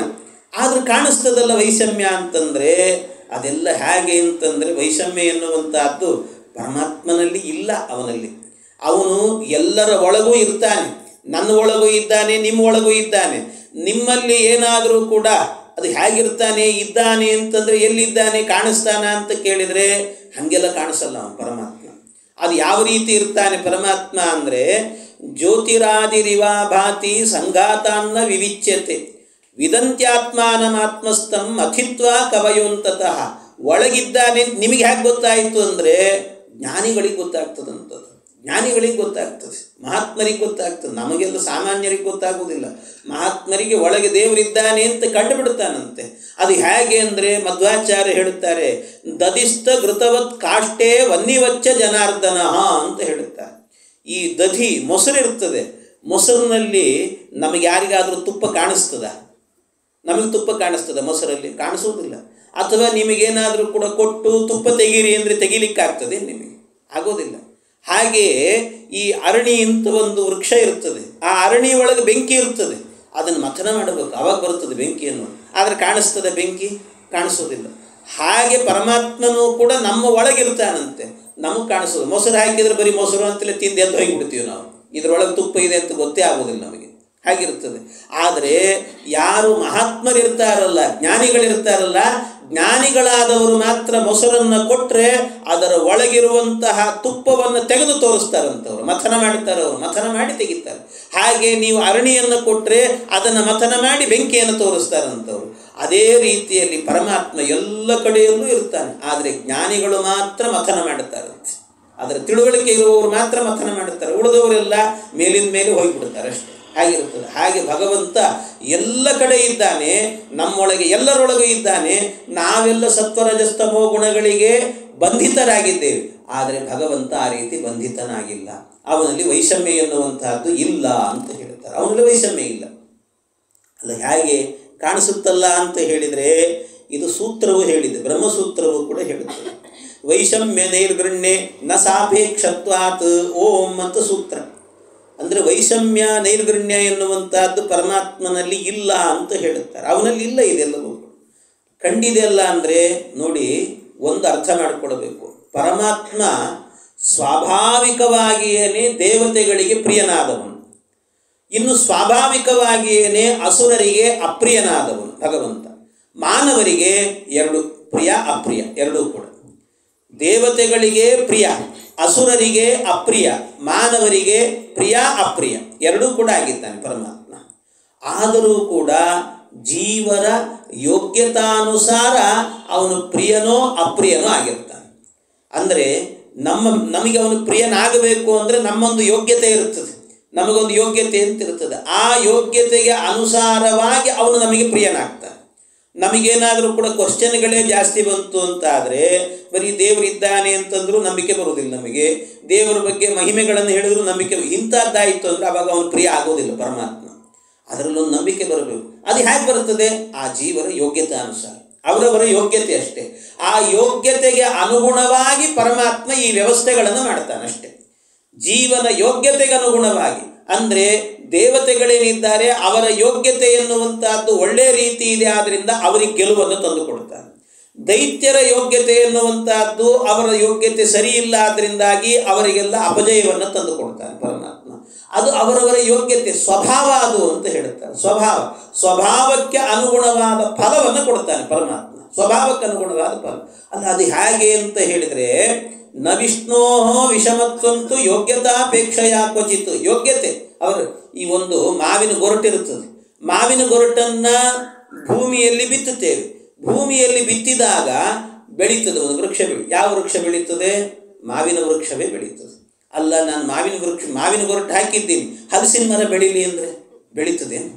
ಇಲ್ಲ. ಯಾಕೆ? ಆ ಮಾವಿನ ಗೊರಟೇನಿದೆಯಲ್ಲ, ಆ ಗೊರಟಿನಲ್ಲಿ ಮಾವಿನ ವೃಕ್ಷವನ್ನು ಬೆಳೆಸುವಂತಹ ಸ್ವಭಾವ ಇದೆ, ಯೋಗ್ಯತೆ ಇದೆಯೇ ಹೊರತು ಹಲಸಿನ ಮರವನ್ನು ಬೆಳೆಸುವಂಥ ಯೋಗ್ಯತೆ ಸ್ವಭಾವ ಎನ್ನುವಂಥದ್ದಿಲ್ಲ ಅದಕ್ಕೆ. ಅದರ ಯೋಗ್ಯತೆ ಅದು ಅಷ್ಟೇ. ಅಲ್ಲ, ನಾನು ಹಾಕಿದ್ದಿದ್ದಾದ್ರೂ ಹಲಸಿನ ಬೀಜವನ್ನು ಹಾಕಿ ಮಾವಿನ ಮರ ಬೆಳೀಲಿ ಅಂದರೆ ಆಗ್ತದೆ? ಆಗೋದಿಲ್ಲ. ಅಂದರೆ ಭಗವಂತ ಏನು ಮಾಡುತ್ತೆ, ಈ ವ್ಯವಸ್ಥೆ ಬದಲು ಮಾಡಿರಿ ಅಂದರೆ ಹುಚ್ಚ ಅಂತಾರಷ್ಟೆ. ಈ ವ್ಯವಸ್ಥೆನೇ ಹಲಸಿನ ಬೀಜನೇ ಹಾಕ್ತೀನಿ ಮಾವಿನ ಮರ ಬೆಳೀಲಿ ಅಂದರೆ ಹಂಗೆಂಗಾಗ್ತದೆ? ಅದು ಆಗಲ್ಲ ಅಂತ ಹೇಳ್ತಾರೆ. ಹಾಗಾಗಿ ಅದು ಆಗಲಿ ಅಂತಂದರೆ ಅದು ಹುಚ್ಚ ಅಂತ ಹೇಳ್ತಾರೆ ಅಷ್ಟೇ. ಹುಚ್ಚು ಮಾತಾಡ್ಲಿಕ್ಕೆ ಹೋಗಬಾರ್ದು. ಏನೇನೋ ವಿಚಿತ್ರವಾದಂಥ ಕಲ್ಪನೆಗಳು ಬರುತ್ತೆ. ಭಗವಂತನಿಗೆ ಸಾಮರ್ಥ್ಯ ಇಲ್ಲ ಅಂತಲ್ಲ, ಏನು ಬೇಕಾದರೂ ಮಾಡಬಲ್ಲ. ಆದರೂ ಒಂದು ವ್ಯವಸ್ಥೆ ಅಂತ ಇಟ್ಟಿರ್ತಾನೆ ಪರಮಾತ್ಮ. ಹೀಗೊಂದು ವ್ಯವಸ್ಥೆ ಅಂತ, ಆ ವ್ಯವಸ್ಥೆ ಇದ್ದಂತೆ ನಡ್ಕೊಳ್ಬೇಕಷ್ಟೆ. ಒಂದು ಶಾಲೆಯಲ್ಲಿ ಯೂನಿಫಾರ್ಮ್ ಕೋಡ್ ಅಂತ ಇರ್ತದೆ, ಅದು ಇದ್ದರೆ ಒಳಗೆ ಹೋಗಬೇಕು. ಅಲ್ಲ, ಅದು ಇಲ್ಲದೆ ಹೋದರೆ ಪಾಠ ಅರ್ಥ ಆಗಲ್ಲ ಏನು ಹುಡುಗರಿಗೆ? ಅದಿಲ್ಲದೆ ಬೇರೆ ಡ್ರೆಸ್ಸಲ್ಲಿ ಹೋದ್ರೆ ಅರ್ಥ. ಆದರೆ ಅದೊಂದು ವ್ಯವಸ್ಥೆ ಅಂತ ಅರ್ಥ. ಆ ವ್ಯವಸ್ಥೆಗೆ ಅನುಗುಣವಾಗಿರಬೇಕು ಅಂತ. ಹಾಗೆ ಪರಮಾತ್ಮನೇ ಒಂದು ವ್ಯವಸ್ಥೆ ಮಾಡಿದ್ದಾನೆ. ಈ ಬೀಜಕ್ಕೆ ಈ ಸ್ವಭಾವ ಅಂತ ಮಾಡಿದ್ದಾನೆ. ಹಾಗೆ ಈ ಜೀವರು ಏನಿದ್ದಾರೆ ಅವರವರದ್ದೇ ಆದ ಒಂದು ಯೋಗ್ಯತೆ, ಒಂದು ಸ್ವಭಾವ ಅಂತ ಇರ್ತದಂತೆ. ಆ ಸ್ವಭಾವಕ್ಕೆ ಅನುಗುಣವಾಗಿ ಪರಮಾತ್ಮ ಅವರಿಗೆ ಫಲಗಳನ್ನು ಕೊಡ್ತಾನೆ. ಆದ್ದರಿಂದ ಪರಮಾತ್ಮನಿಗಾಗಬೇಕಾದ್ರೆ ಈ ವೈಷಮ್ಯ ಇದೆ ಅಂತ ತಿಳ್ಕೊಂಡ್ಬಿಡಬಾರ್ದು. ಪರಮಾತ್ಮನಲ್ಲಿ ವೈಷಮ್ಯ ಎನ್ನುವಂಥದ್ದು ಇರಲಿಕ್ಕೆ ಸಾಧ್ಯನೇ ಇಲ್ಲ. ಅವರವರಿಗೆ ಏನಿದೆಯೋ ಅದನ್ನೇ ಕೊಡ್ತಾನೆ. ಅವರು ಧರ್ಮ ಮಾಡಿದರೆ, ಒಳ್ಳೆ ಪುಣ್ಯ ಸಂಪಾದನೆ ಮಾಡಿದರೆ ಅವರಿಗೆ ಯೋಗ್ಯವಾಗಿರುವಂಥ ಒಳ್ಳೆ ಫಲವನ್ನು ಕೊಡ್ತಾನೆ. ಅದೇ ಏನಾದರೂ ಕೂಡ ಅಧರ್ಮ ಮಾಡಿದರೆ ಅವರಿಗೆ ಕೆಟ್ಟ ಲೋಕಗಳನ್ನೇ ಕೊಡ್ತಾನೆ, ದುಃಖಗಳನ್ನು ಕೊಡ್ತಾನೆ, ಇದೆಲ್ಲ ಮಾಡ್ತಾನೆ ಪರಮ. ಇದರಿಂದ ಯಾರೂ ಕೂಡ ವೈಷಮ್ಯ ಅಂತ ಹೇಳೋದಿಲ್ಲ. ವೈಷಮ್ಯ ಯಾವಾಗ ಆಗ್ತದೆ ಹೇಳ್ರಿ? ವೈಷಮ್ಯ ಅಂದರೆ ಪಕ್ಷಪಾತ ಅಂತ ಹೇಳ್ತಾರಲ್ಲ, ಆ ವೈಷಮ್ಯ ಪಕ್ಷಪಾತ ಅನ್ನೋದು ಯಾವಾಗ ಹೇಳ್ತಾರೆ? ಒಂದು ಶಾಲೆ ಇದೆ, ಒಂದು ಕ್ಲಾಸು, ಆ ಕ್ಲಾಸಲ್ಲಿ ಎಕ್ಸಾಮ್ ಬರೆದಿದ್ದಾರೆ ಹುಡುಗರು. ಆ ಹುಡುಗರು ಎಲ್ಲ ಎಕ್ಸಾಮ್ ಬರೆದಾಗ ಒಬ್ಬನು ಏನು ಪೇಪರಲ್ಲಿ ಏನೂ ಬರೆದಿಲ್ಲ. ಕ್ವಶ್ಚನ್ ಇದ್ದರೆ ಕ್ವಶ್ಚನ್ ಮಾತ್ರ ಬರೆದಿದ್ದಾನೆ, ಆನ್ಸರ್ ಬರದೇ ಇಲ್ಲ. ಇನ್ನೊಬ್ಬ ಹುಡುಗ ಏನು ಮಾಡಿದ್ದಾನೆ, ಎಲ್ಲದಕ್ಕೂ ಸರಿಯಾದ ಆನ್ಸರ್ ಬರೆದಿದ್ದಾನೆ. ಆದರೆ ಟೀಚರ್ ಎಲ್ಲ ತಿದ್ದಿದ್ರು. ತಿದ್ದಿ ಆದ ನಂತರ ಏನು ಮಾಡ್ತಾರೆ, ಮಾರ್ಕ್ಸ್ ಹಾಕಬೇಕು. ಅವಾಗ ಮಾರ್ಕ್ಸ್ ಹಾಕಬೇಕಾದ್ರೆ ಯಾರು ಆನ್ಸರ್ ಬರೆದಿದ್ದಾರೋ ಅವನಿಗೆ 100/100 ಹಾಕ್ತಾರೆ. ಯಾರು ಬರೆದಿಲ್ವೋ ಅವನಿಗೆ 0 ಹಾಕಿಬಿಡ್ತಾರೆ. ಹಾಗಾದರೆ ಈ ಪಕ್ಷಪಾತ ಯಾಕೆ? ಇದು ಪಕ್ಷಪಾತ ಅಲ್ವ? ಇಬ್ಬರು ಒಂದೇ ಕ್ಲಾಸು, ಇಬ್ಬರನ್ನು ಒಂದೇ ರೀತಿ ನೋಡಬೇಕಿತ್ತಲ್ಲ, ಟ್ರೀಟ್ ಮಾಡಬೇಕಿತ್ತಲ್ಲ ಅಂದರೆ ಅಂತಾರೇನು ಯಾರು? ಅದೇ ಪಕ್ಷಪಾತ ಅಂತ ಯಾವಾಗ ಹೇಳ್ತಾರೆ ಹೇಳ್ರಿ? ಇದು ವ್ಯವಸ್ಥೆ ಸರಿಯಾಗಿದೆ. ಪಕ್ಷಪಾತ ಅಂತ ಕರೆಯೋದು ಯಾವಾಗ ಅಂದರೆ, ಯಾರು ಆನ್ಸರೇ ಮಾಡಿರೋದಿಲ್ಲ ಅವನಿಗೆ ಔಟ್ ಆಫ್ ಔಟ್ ಹಾಕಿ, ಯಾರು ಆನ್ಸರ್ ಮಾಡಿರ್ತಾರೆ ಅವನಿಗೆ 0 ಹಾಕಿದರೆ ಇದು ಪಕ್ಷಪಾತ ಅಂತ ಹೇಳ್ತಾರೆ. ಇದು ಪಕ್ಷಪಾತ. ಹಾಗೆ ಭಗವಂತನು ಕೂಡ ಒಂದು ವೇಳೆ ಆ ಜೀವ ಏನಾದರೂ ಕೂಡ ಒಳ್ಳೆಯದನ್ನು ಮಾಡಿದ್ರೂ ಕೂಡ ಅವನಿಗೆ ನರಕವನ್ನು ಕೊಟ್ಟ ಅಂತಾದರೆ, ದುಃಖವನ್ನು ಕೊಟ್ಟ ಅಂದರೆ ಅದು ಪಕ್ಷಪಾತ. ಕೆಟ್ಟದ್ದನ್ನು ಮಾಡಿದವನಿಗೆ ಒಳ್ಳೆಯ ಲೋಕವನ್ನು ಕೊಟ್ಟ ಅಂದರೆ ಅದು ಪಕ್ಷಪಾತ. ಆದರೆ ಭಗವಂತ ಏನು ಮಾಡುತ್ತಿದ್ದಾನೆ, ಯಾರು ಕೆಟ್ಟದ್ದು ಮಾಡುತ್ತಾರೋ ಅವರಿಗೆ ದುಃಖ ದುಮ್ಮಾನಗಳನ್ನು ಕೊಡ್ತಿದ್ದಾನೆ, ಯಾರು ಒಳ್ಳೆಯವರಾಗಿರುತ್ತಾರೋ ಅವರಿಗೆ ಒಳ್ಳೆಯದನ್ನೇ ಮಾಡುತ್ತಿದ್ದಾನೆ, ಒಳ್ಳೆಯ ಫಲವನ್ನು ಕೊಡ್ತಿದ್ದಾನೆ. ಆದ್ದರಿಂದ ಪರಮಾತ್ಮನಿಗೆ ಈ ವೈಷಮ್ಯ ಎನ್ನುವಂಥದ್ದು, ಪಕ್ಷಪಾತ ಎನ್ನುವಂಥದ್ದು ಇಲ್ಲ. ಪಕ್ಷಪಾತ ಯಾವಾಗ ಆಗುತ್ತೆ? ಉಲ್ಟಾ ಮಾಡಿದರೆ, ಒಳ್ಳೆಯವರಿಗೆ ಕೆಟ್ಟ ಫಲ ಕೊಟ್ಟರೆ, ಕೆಟ್ಟವರಿಗೆ ಒಳ್ಳೆಯ ಫಲ ಕೊಟ್ಟರೆ ಅದು ಪಕ್ಷಪಾತ ಅಂತ ಹೇಳ್ತಾರೆ. ಅದು ಬಿಟ್ಟು ಒಳ್ಳೆಯವರಿಗೆ ಒಳ್ಳೆಯದನ್ನು ಮಾಡಿದರೆ ಎಲ್ಲಿಯಾದರೂ ಪಕ್ಷಪಾತ ಅಂತ ಹೇಳ್ತಾರೆ? ಅದು ಪಕ್ಷಪಾತ ಅಲ್ಲ. ಆದ್ದರಿಂದಾಗಿ ಭಗವಂತನಿಗೆ ಈ ಯಾವ ಪಕ್ಷಪಾತ ಇಲ್ಲ. ಅವರು ಧರ್ಮ ಮಾಡಿದರೆ ಪುಣ್ಯವನ್ನು ಅಂದರೆ ಒಳ್ಳೆಯ ಲೋಕವನ್ನು ಕೊಡ್ತಾನೆ, ಅಧರ್ಮ ಮಾಡಿದರೆ ಅದನ್ನೇ ನಿಯಮಾತ್ ಭುಜ್ಯತೆ ಪುಂಬಿಹಿ ಧರ್ಮಾಧರ್ಮ ಫಲಮೃತವು ಅಂತ. ಈ ಧರ್ಮ ಮಾಡಿದರೆ ಅವನು ಸತ್ತ ನಂತರ ಒಳ್ಳೆಯ ಲೋಕ ಸಿಗ್ತದಂತೆ, ಅಧರ್ಮ ಮಾಡಿದ್ದ ಅಂತ ಆದರೆ ಅವನು ಸತ್ತ ನಂತರ ಅವನಿಗೆ ಕೆಟ್ಟ ಲೋಕ ಪ್ರಾಪ್ತಿ ಆಗ್ತದೆ. ಅದು ಅದರಲ್ಲೂ ಕೂಡ ಕೆಲವೊಂದು ಸರ್ತಿ ಅತ್ಯಂತ ಅತ್ಯುತ್ಕಟೈ ಪುಣ್ಯ ಪಾಪೈ ಇಹೈವ ಫಲಮಶ್ನುತೆ ಅಂತ ಕೆಲವರಿಗೆ ಬಹಳ ಪಾಪ ಮಾಡಿಬಿಟ್ರು ಅಂತ ಆದರೆ ಅದು ಸತ್ತ ಮೇಲಲ್ಲ, ಇಲ್ಲೇ ಆಗಿಬಿಡ್ತದೆ, ದುಃಖಗಳೆಲ್ಲ ಇಲ್ಲೇ ಬಂದ್ಬಿಡ್ತದಂತೆ. ಆದ್ದರಿಂದಾಗಿ ಯಾವಾಗಲೂ ಕೂಡ ಧರ್ಮ ಮಾಡ್ತಾ ಇರ್ರಿ ಅಂತ ಹೇಳ್ತಾರೆ. ತಸ್ಮಾನ್ ಧರ್ಮಮಾಚರೇತ್ ಅಂತ ಹೇಳ್ತಾರೆ. ಯಾವಾಗಲೂ ಧರ್ಮ ಮಾಡ್ತಾ ಇರ್ರಿ ಅಂತ. ಹಾಗೆ ಈ ಕಥೆ ಇದನ್ನು ಹೇಳ್ತಾ ಶುಕಾಚಾರ್ಯರು ಹೇಳ್ತಾ ಇದ್ದಾರೆ. ಅವಾಗ ಇದರಿಂದ ಏನು ತಿಳ್ಕೊಳ್ಬೇಕು? ಇದೇ ರೀತಿ ಮಾಡಿದ್ದರಿಂದಲೇ ಪರಮಾತ್ಮನಿಗೆ ವೈಷಮ್ಯ ನೈರ್ಗಣ್ಯ ಇಲ್ಲ. ಆದ್ದರಿಂದ ಒಂದು ವೇಳೆ ಹಾಗಿತ್ತು ಅಂತಾಗಿದ್ದರೆ ಒಳ್ಳೆಯ ಜೀವ ಕೆಲವೊಮ್ಮೆ ಕೆಟ್ಟ ಕೆಲಸವನ್ನು ಮಾಡಿದ ಅಂದರೆ ಅವನಿಗೆ ನರಕನೇ ಕೊಟ್ಬಿಡ್ಬೇಕು. ಆದರೆ ನರಕ ಕೊಡೋದಿಲ್ಲ ಕೆಲವೊಂದು ಸರ್ತಿ ಪರಮಾತ್ಮ. ಅದಕ್ಕೆ ಒಂದು ನಾರದ ಮಹರ್ಷಿಗಳು ಧರ್ಮರಾಜನಿಗೆ ಹೇಳಿದ ಕಥೆ ಇದೆ ಅಂತ ಒಂದು ಕಥೆಯನ್ನು ಹೇಳುತ್ತಾರೆ. ಆ ಸಂದರ್ಭದಲ್ಲಿ ಏನು ಹೇಳಿದ್ದಾರೆ ಅಂತಂದರೆ, ಹೇಳ್ತಾರೆ ಒಮ್ಮೆ ಏನಾಯಿತಂತೆ, ಈ ಮಹಾಭಾರತದಲ್ಲಿ ಧರ್ಮರಾಜ ರಾಜಸೂಯ ಯಾಗವನ್ನು ಮಾಡಿದ. ಆ ರಾಜಸೂಯ ಯಾಗವನ್ನು ಮಾಡಿದಾಗ ಆ ರಾಜಸೂಯ ಯಾಗದಲ್ಲಿ ಎಲ್ಲ ಮುಗೀತು. ಮುಗಿದಾದ ನಂತರ ಅಗ್ರಪೂಜೆ ಮಾಡಬೇಕು ಅಂತ ಮೊದಲೊಂದು ಪೂಜೆ, ದೊಡ್ಡವರಿಗೊಂದು ಪೂಜೆಯನ್ನು ಮಾಡಿ ಆಮೇಲೆ ಎಲ್ಲ ದಾನ ಧರ್ಮ ದಕ್ಷಿಣೆ ಎಲ್ಲ ಕೊಡಬೇಕು. ಯಾರಿಗೆ ಅಗ್ರಪೂಜೆ ಮಾಡಬೇಕು ಅಂತ ಪ್ರಶ್ನೆ ಬಂತು. ಯಾರಿಗೆ ಅಗ್ರಪೂಜೆ ಮಾಡಬೇಕು ಅಂತ ಪ್ರಶ್ನೆ ಬಂದಾಗ ಆ ಸಂದರ್ಭದಲ್ಲಿ ಧರ್ಮರಾಜ ಹೋಗಿ ಭೀಷ್ಮಾಚಾರ್ಯರನ್ನು ಕೇಳುತ್ತಾನೆ. ಧರ್ಮರಾಜ, ಸ್ವಾಮಿ ಯಾರಿಗೆ ಅಗ್ರಪೂಜೆ ಮಾಡಬೇಕು ಅಂತ. ಯಾರಿಗೆ ಮಾಡಬೇಕು ಅಂದಾಗ ಆಗ ಭೀಷ್ಮಾಚಾರ್ಯ ಹೇಳುತ್ತಾರೆ, ಆ ಕಾಲದಲ್ಲಿ ಭಗವಂತನ 3 ರೂಪಗಳಿರ್ತಾರೆ. ಒಂದು ವೇದವ್ಯಾಸ ದೇವರು, ಪರಶುರಾಮ ದೇವರು, ಕೃಷ್ಣ, 3 ರೂಪಗಳಿತ್ತು. ಆ 3 ರೂಪಗಳಿದ್ದಾಗಲೂ ಕೂಡ ಇವರು ಹೇಳಿದಂಥ ಮಾತೇನು ಅಂತ ಹೇಳಿದರೆ, ಇವರು ಹೇಳ್ತಾರೆ ಭೀಷ್ಮಾಚಾರ್ಯರು, ಕೃಷ್ಣನಿಗೆ ಅಗ್ರಪೂಜೆ ಮಾಡುವಂತ. ಯಾಕೆ ಅಂದರೆ ಕೃಷ್ಣನಿಗೆ ಅಗ್ರಪೂಜೆ ಅಂತ ಯಾಕೆ ಹೇಳಿದ್ದು ಅಂದರೆ, ಈಗಾಗಲೇ ಪರಶುರಾಮ ದೇವರೇನಿದ್ದಾರೆ ಬಹಳ ವರ್ಷದಿಂದ ಇದ್ದವರು. ವೇದವ್ಯಾಸ ದೇವರು ಹಾಗೇನೆ. ವೇದವ್ಯಾಸ ದೇವರು ಅವರಿಬ್ಬರೂ ಕೂಡ ಏನು ಅಂದರೆ ಬ್ರಾಹ್ಮಣರಾಗಿದ್ದರು. ಆದ್ದರಿಂದ ಎಲ್ಲರೂ ಕೂಡ ಅವರನ್ನು ದೇವರು ಅಂತ ಒಪ್ಪಿಬಿಟ್ಟಿದ್ರು ಅವ್ರನ್ನ. ಆದರೆ ಕೃಷ್ಣ ಮಾತ್ರ ಗೊಲ್ಲನಾಗಿ ಹುಟ್ಟಿದ್ದ ಅವನು. ಆದ್ದರಿಂದ ಅನೇಕ ಜನರಿಗೆ ಸ್ವಲ್ಪ ಗೊಂದಲ ಇತ್ತಂತೆ, ಕೃಷ್ಣ ದೇವರು ಹೌದೋ ಇಲ್ಲೋ ಅಂತ. ಅಂದರೆ ವೇದವ್ಯಾಸ ದೇವರು ಮತ್ತು ಪರಶುರಾಮ ದೇವರು 100% ದೇವರು ಅಂತ ನಂಬಿಕೆ ಇತ್ತು. ಆದರೆ ಕೃಷ್ಣನ ಬಗ್ಗೆ ಮಾತ್ರ 20% ದೇವರು, 80% ದೇವರು ಅಲ್ವೋ ಏನೋ ಅಂತ ಒಂದು ಸಂದೇಹ ಇತ್ತಂತೆ. ಅದಕ್ಕೋಸ್ಕರವಾಗಿ ಆ ಪ್ರಸಂಗದಲ್ಲಿ ಭೀಷ್ಮಾಚಾರ್ಯರು ಕೃಷ್ಣ ಸಾಕ್ಷಾತ್ ಜಗದೊಡೆಯ ಸರ್ವೋತ್ತಮ ಅನ್ನೋದು ಜಗತ್ತಿಗೆ ಗೊತ್ತಾಗಬೇಕು ಅಂತ ಪರಶುರಾಮ ವೇದವ್ಯಾಸ ಅನ್ನುವ 2 ರೂಪಗಳಿದ್ದರೂ ಕೂಡ ಕೃಷ್ಣನಿಗೆ ಅಗ್ರಪೂಜೆ ಮಾಡು ಅಂತ ಭೀಷ್ಮಾಚಾರ್ಯರು ಹೇಳಿದ್ರಂತ ಮಾತನ್ನು. ಆ ಮಾತು ಹೇಳಿದಾಗ ಧರ್ಮರಾಜ ಆಯಿತು ಅಂತ ಆಗ ಪೂಜೆ ಮಾಡಲಿಕ್ಕೆ ಹೋಗ್ತಾನೆ. ಪೂಜೆ ಮಾಡಲಿಕ್ಕೆ ಅಂತ ಅವನಿಗೆ ಅಗ್ರಪೂಜೆ ಅಂತ ಗೊತ್ತಾಯ್ತಷ್ಟೇ. ಈ ಕೃಷ್ಣ ಏನು ಅಲ್ಲೇ ಇದ್ದೇನು, ಅಗ್ರಪೂಜೆ ಅಂತ ಕರೆದ್ರೆ ಅಲ್ಲಿರಲಿಲ್ಲ ಅವನು. ಎಲ್ಲೋ ಏನೋ ಊಟದ ವ್ಯವಸ್ಥೆ ನಡೀತಾ ಇತ್ತಂತಲ್ಲಿ, ಬಂದವರಿಗೆಲ್ಲ ಊಟದ ವ್ಯವಸ್ಥೆ. ಆ ಊಟದ ಕಡೆ ಹೋಗಿ ನಿಂತಿದ್ದು. ಕೆಲವರೆಲ್ಲ ಹಾಗೆ ಇರ್ತಾರೆ, ಎಲ್ಲಿ ಕಾರ್ಯಕ್ರಮ ನಡೀತಾ ಇದೆ ಅಂದರೆ ಆ ಪ್ರೋಗ್ರಾಮ್ ಅಟೆಂಡ್ ಮಾಡೋದಿಲ್ಲ, ಅಡಿಗೆ ಮನೆ ಕಡೆಗೆ ಹೋಗಿಬಿಟ್ಟಿರ್ತಾರೆ ಅವರು. ಹಾಗೆ ಕೃಷ್ಣ ಹೋಗಿಬಿಟ್ಟಿದ್ದು. ಕೃಷ್ಣ ಮತ್ತೇನು ಊಟಕ್ಕೆ ಹೋಗಿದ್ದ ಅಂತ ತಿಳ್ಕೊಬೇಡ್ರಿ. ಯಾಕೆ ಹೋಗಿದ್ದ ಅಂತಂದರೆ ಅವನು ಹೋದದ್ದು ಅಲ್ಲಿ ಯಾರ್ಯಾರು ಬ್ರಾಹ್ಮಣರು ಊಟಕ್ಕೆ ಬರ್ತಾರಲ್ಲ, ಊಟಕ್ಕೆ ಬಂದಂಥ ಬ್ರಾಹ್ಮಣರ ಪಾದ ತೊಳೆದು ಅವರಿಗೆ ಎಲೆ ಹಾಕಿ ಬಡಿಸಿದ ಮೇಲೆ ಅವರು ಊಟ ಮಾಡಿ ಬಿಟ್ಟು ಹೋದಂಥ ಎಲೆ ಎತ್ತಾ ಇದ್ದಂತೆ ಕೃಷ್ಣ.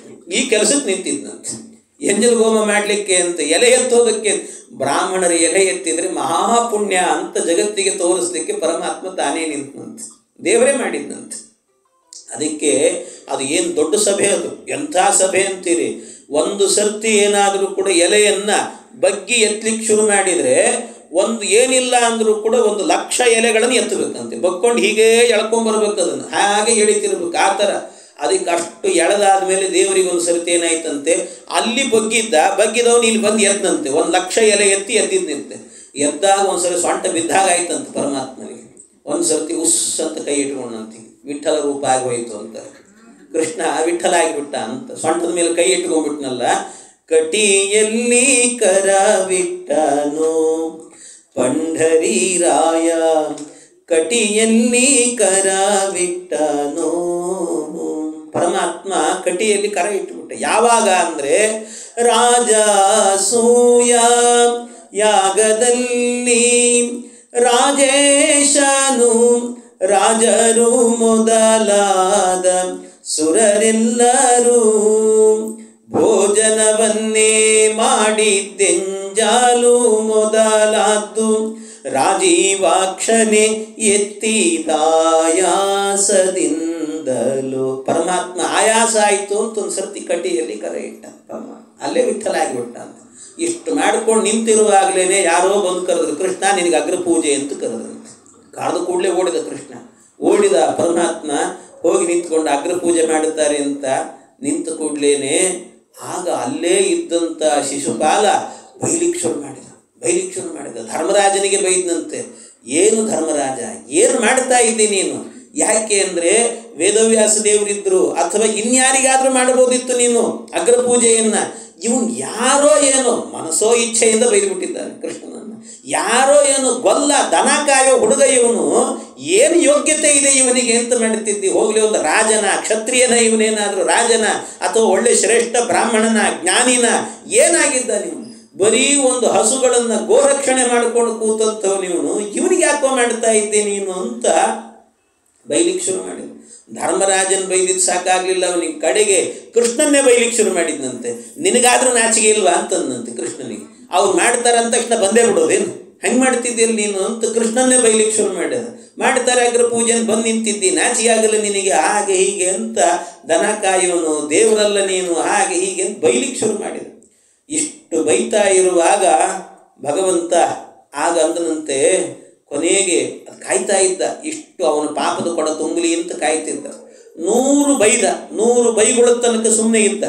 101ನೇದು ಬೈಯೋಕ್ಕಿಂತ ಮೊದಲು ಕೃಷ್ಣ ಹೇಳಿದ್ದಂತೆ, ನೋಡು ನಿನಗೇನು ಯೋಗ್ಯತೆ ಇದೆ, ಏನು ನೀನು ರಾಜನೇ, ಏನು ಕತೆ, ಯುದ್ಧ ಮಾಡಲಿಕ್ಕಾಗ್ತದೆ ಅಥವಾ ನೀನೇನು ಜ್ಞಾನಿನೇ, ಹೀಗೆಲ್ಲ ಬೈತಿದ್ನಲ್ಲ.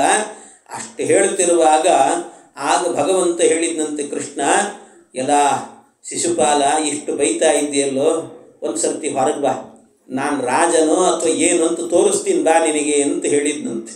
ಬಾ ನೀನು ಅಂತ. ಬರೀ ನಾನು ದನ ಕಾಯುವನು ಅಂತ ಹೇಳ್ತಿದ್ದಿ, ಅಥವಾ ನಾನು ದನ ಕಾಯುವವನೋ ಜನ ಕಾಯುವವನೋ ನೋಡಿಸ್ತೀನಿ ಬಾ ನಿನಗೆ, ತೋರಿಸ್ತೀನಿ ಅಂತ ಕರ್ಕೊಂಡು ಹೋದ್ನಂತ. ಕರ್ಕೊಂಡು ಹೋಗಿ ಅವನು ಇನ್ನೂ ಬೈತಿದ್ದ. ಬೈತಾ ಇರುವಾಗ ತನ್ನ ಕೈಯಲ್ಲಿ ಒಂದು ಚಕ್ರ ಹಿಡಿದ್ನಂತೆ ಕೃಷ್ಣ.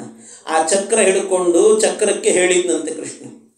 ಚಕ್ರಕ್ಕೆ ಹೇಳಿದ, ನೋಡು ಅವನು ಭಾಳ ಬೈತಾ ಇದ್ದ ನನ್ನನ್ನು, ಅವನ ಕಂಠದೊಳಗೆ ಎಷ್ಟು ಅಪಶಬ್ದಗಳು ಸೇರಿದ್ದಾವೋ ಗೊತ್ತಿಲ್ಲ. ಒಂದು ಸರ್ತಿ ಅವನ ಕಂಠದಲ್ಲಿ ಇನ್ನೂ ಎಷ್ಟು ಅಪಶಬ್ದಗಳಿದ್ದಾವೆ ಅಂತ ಒಮ್ಮೆ ಇಣಿಕಿ ನೋಡಿ ಬಾ ನೀನು ಅಂತ ಚಕ್ರಕ್ಕೆ ಹೇಳಿ ಕಳಿಸಿದ್ನಂತೆ ಕೃಷ್ಣ. ಆಯಿತು ಅಂತ ಆ ಚಕ್ರ ಹೋಯ್ತಂತೆ. ಹೋದಂಥ ಚಕ್ರ ಏನು ಮಾಡಿತ್ತು, ಅವನ ಕಂಠದ ಒಳಗೆ ಇಣಿಕಿ ನೋಡಿತಂತೆ, ಹೊರಗೆ ಬಂತಂತೆ. ಬಂದು ಕೃಷ್ಣನ ಕೈಯಲ್ಲಿ ಕೂತ್ಕೊಂಡು, ಕೃಷ್ಣ ಎಲ್ಲ ಖಾಲಿ ಆಯಿತು ಅಂತ ಹೇಳಿದಂತೆ. ಅಂದರೆ ಅವನ ಕಂಠವನ್ನು ಕೊಯ್ಲು ಬಂತು ಅಂತ, ಅವನ ಸಂಹಾರ ಮಾಡಿತ್ತು ಅಂತ, ಶಿರಚ್ಛೇದನ ಮಾಡಿತ್ತು ಅಂತ ಅರ್ಥ. ಹೀಗೆ ಅವನ ಶಿರಚ್ಛೇದನವನ್ನು ಮಾಡಿತ್ತು. ಇಷ್ಟು ನಡೀತಂತೆ, ಘಟನೆ ನಡೆದೋಯ್ತು. ಎಲ್ಲ ಆದಮೇಲೆ ಕೊನೆಗೇನಾಯಿತು ಅಂದರೆ, ಅವನ ದೇಹ ಕೆಳಗೆ ಬಿತ್ತು. ದೇಹ ಕೆಳಗೆ ಬಿದ್ದು ಕೂಡಲೇ ಆ ದೇಹದಿಂದ ಒಂದು ಜ್ಯೋತಿ ಹೊರಗೆ ಬಂತಂತೆ, ಬೆಳಕು. ಆ ಜ್ಯೋತಿ ಹೊರಗೆ ಬಂತು. ಬಂದಂಥ ಜ್ಯೋತಿ ದೀಪ ಏನಾಯಿತು, ಎಲ್ಲರೂ ನೋಡ್ತಿದ್ದಾರೆ. ನೋಡುವಾಗಲೇ ಅದು ಕೃಷ್ಣನ ಒಳಗೆ ಹೋಗಿ ಸೇರಿಕೊಡುತ್ತಂತ. ಎಲ್ಲರೂ ಆಶ್ಚರ್ಯಪಟ್ಟರು. ಕೃಷ್ಣನ ಒಳಗೆ ಹೋಗಿ ಸೇರೋದಂದರೆ ಕೃಷ್ಣನ ಅಂಗದಲ್ಲಿ ಸೇರೋದು.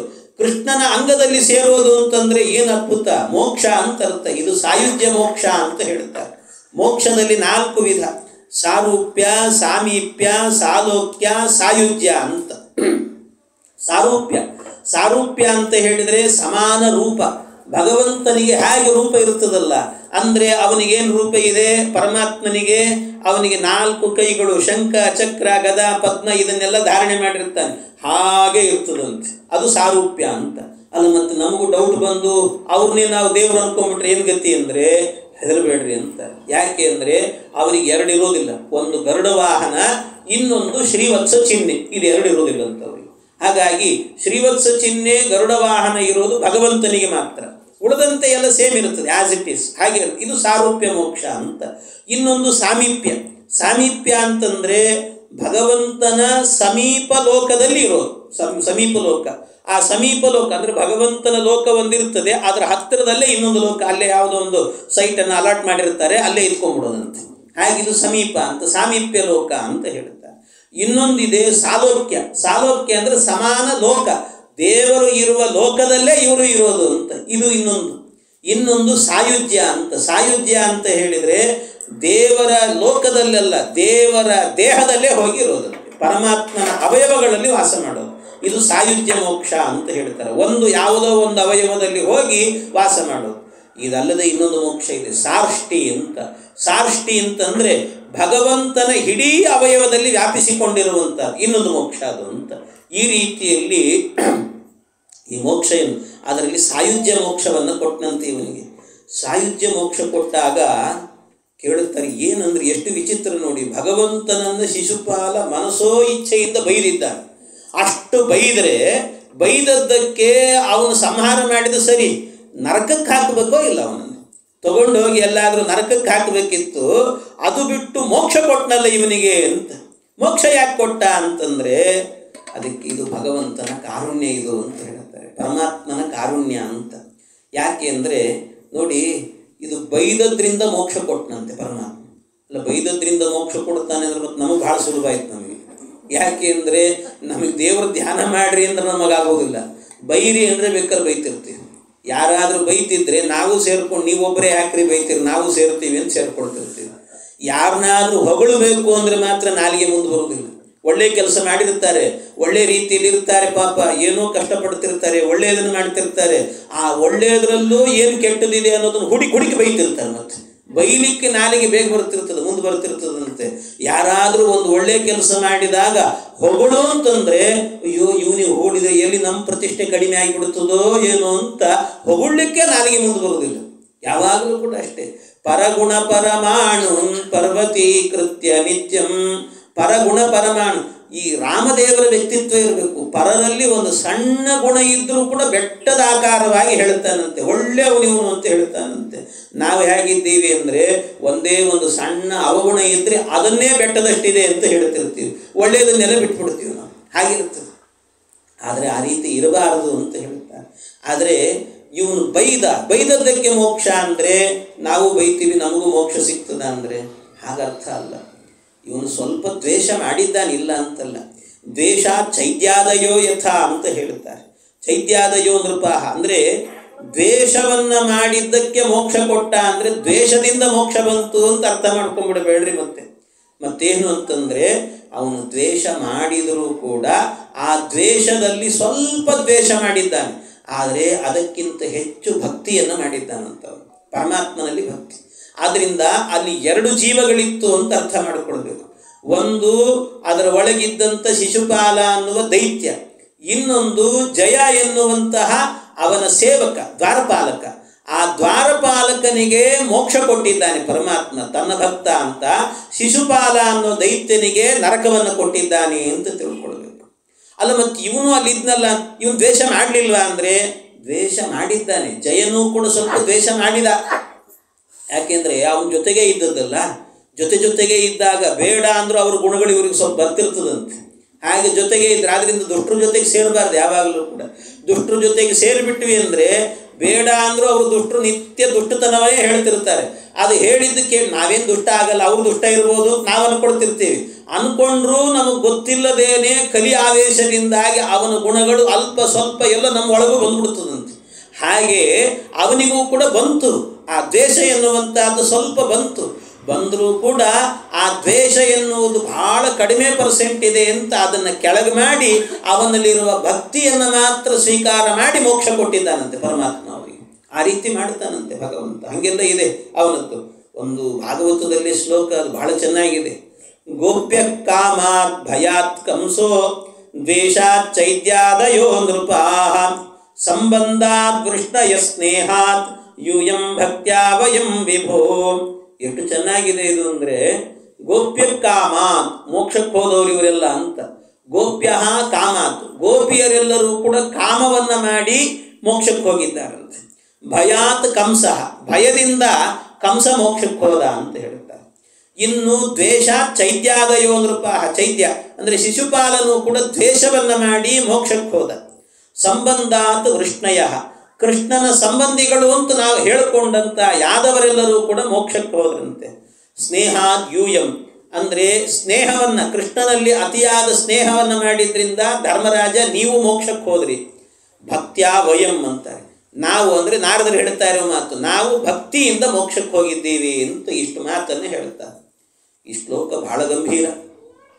ಭಾಗವತವೇ ಗಂಭೀರ, ಅದರಲ್ಲಿ ಈ ಶ್ಲೋಕ ಭಾರಿ ಗಂಭೀರ. ಯಾಕೆ ಅಂದರೆ ಕಾಮದಿಂದ ಮೋಕ್ಷಕ್ಕೆ ಹೋದ್ರು ಅಂದರೆ ಅರ್ಥ ಏನು?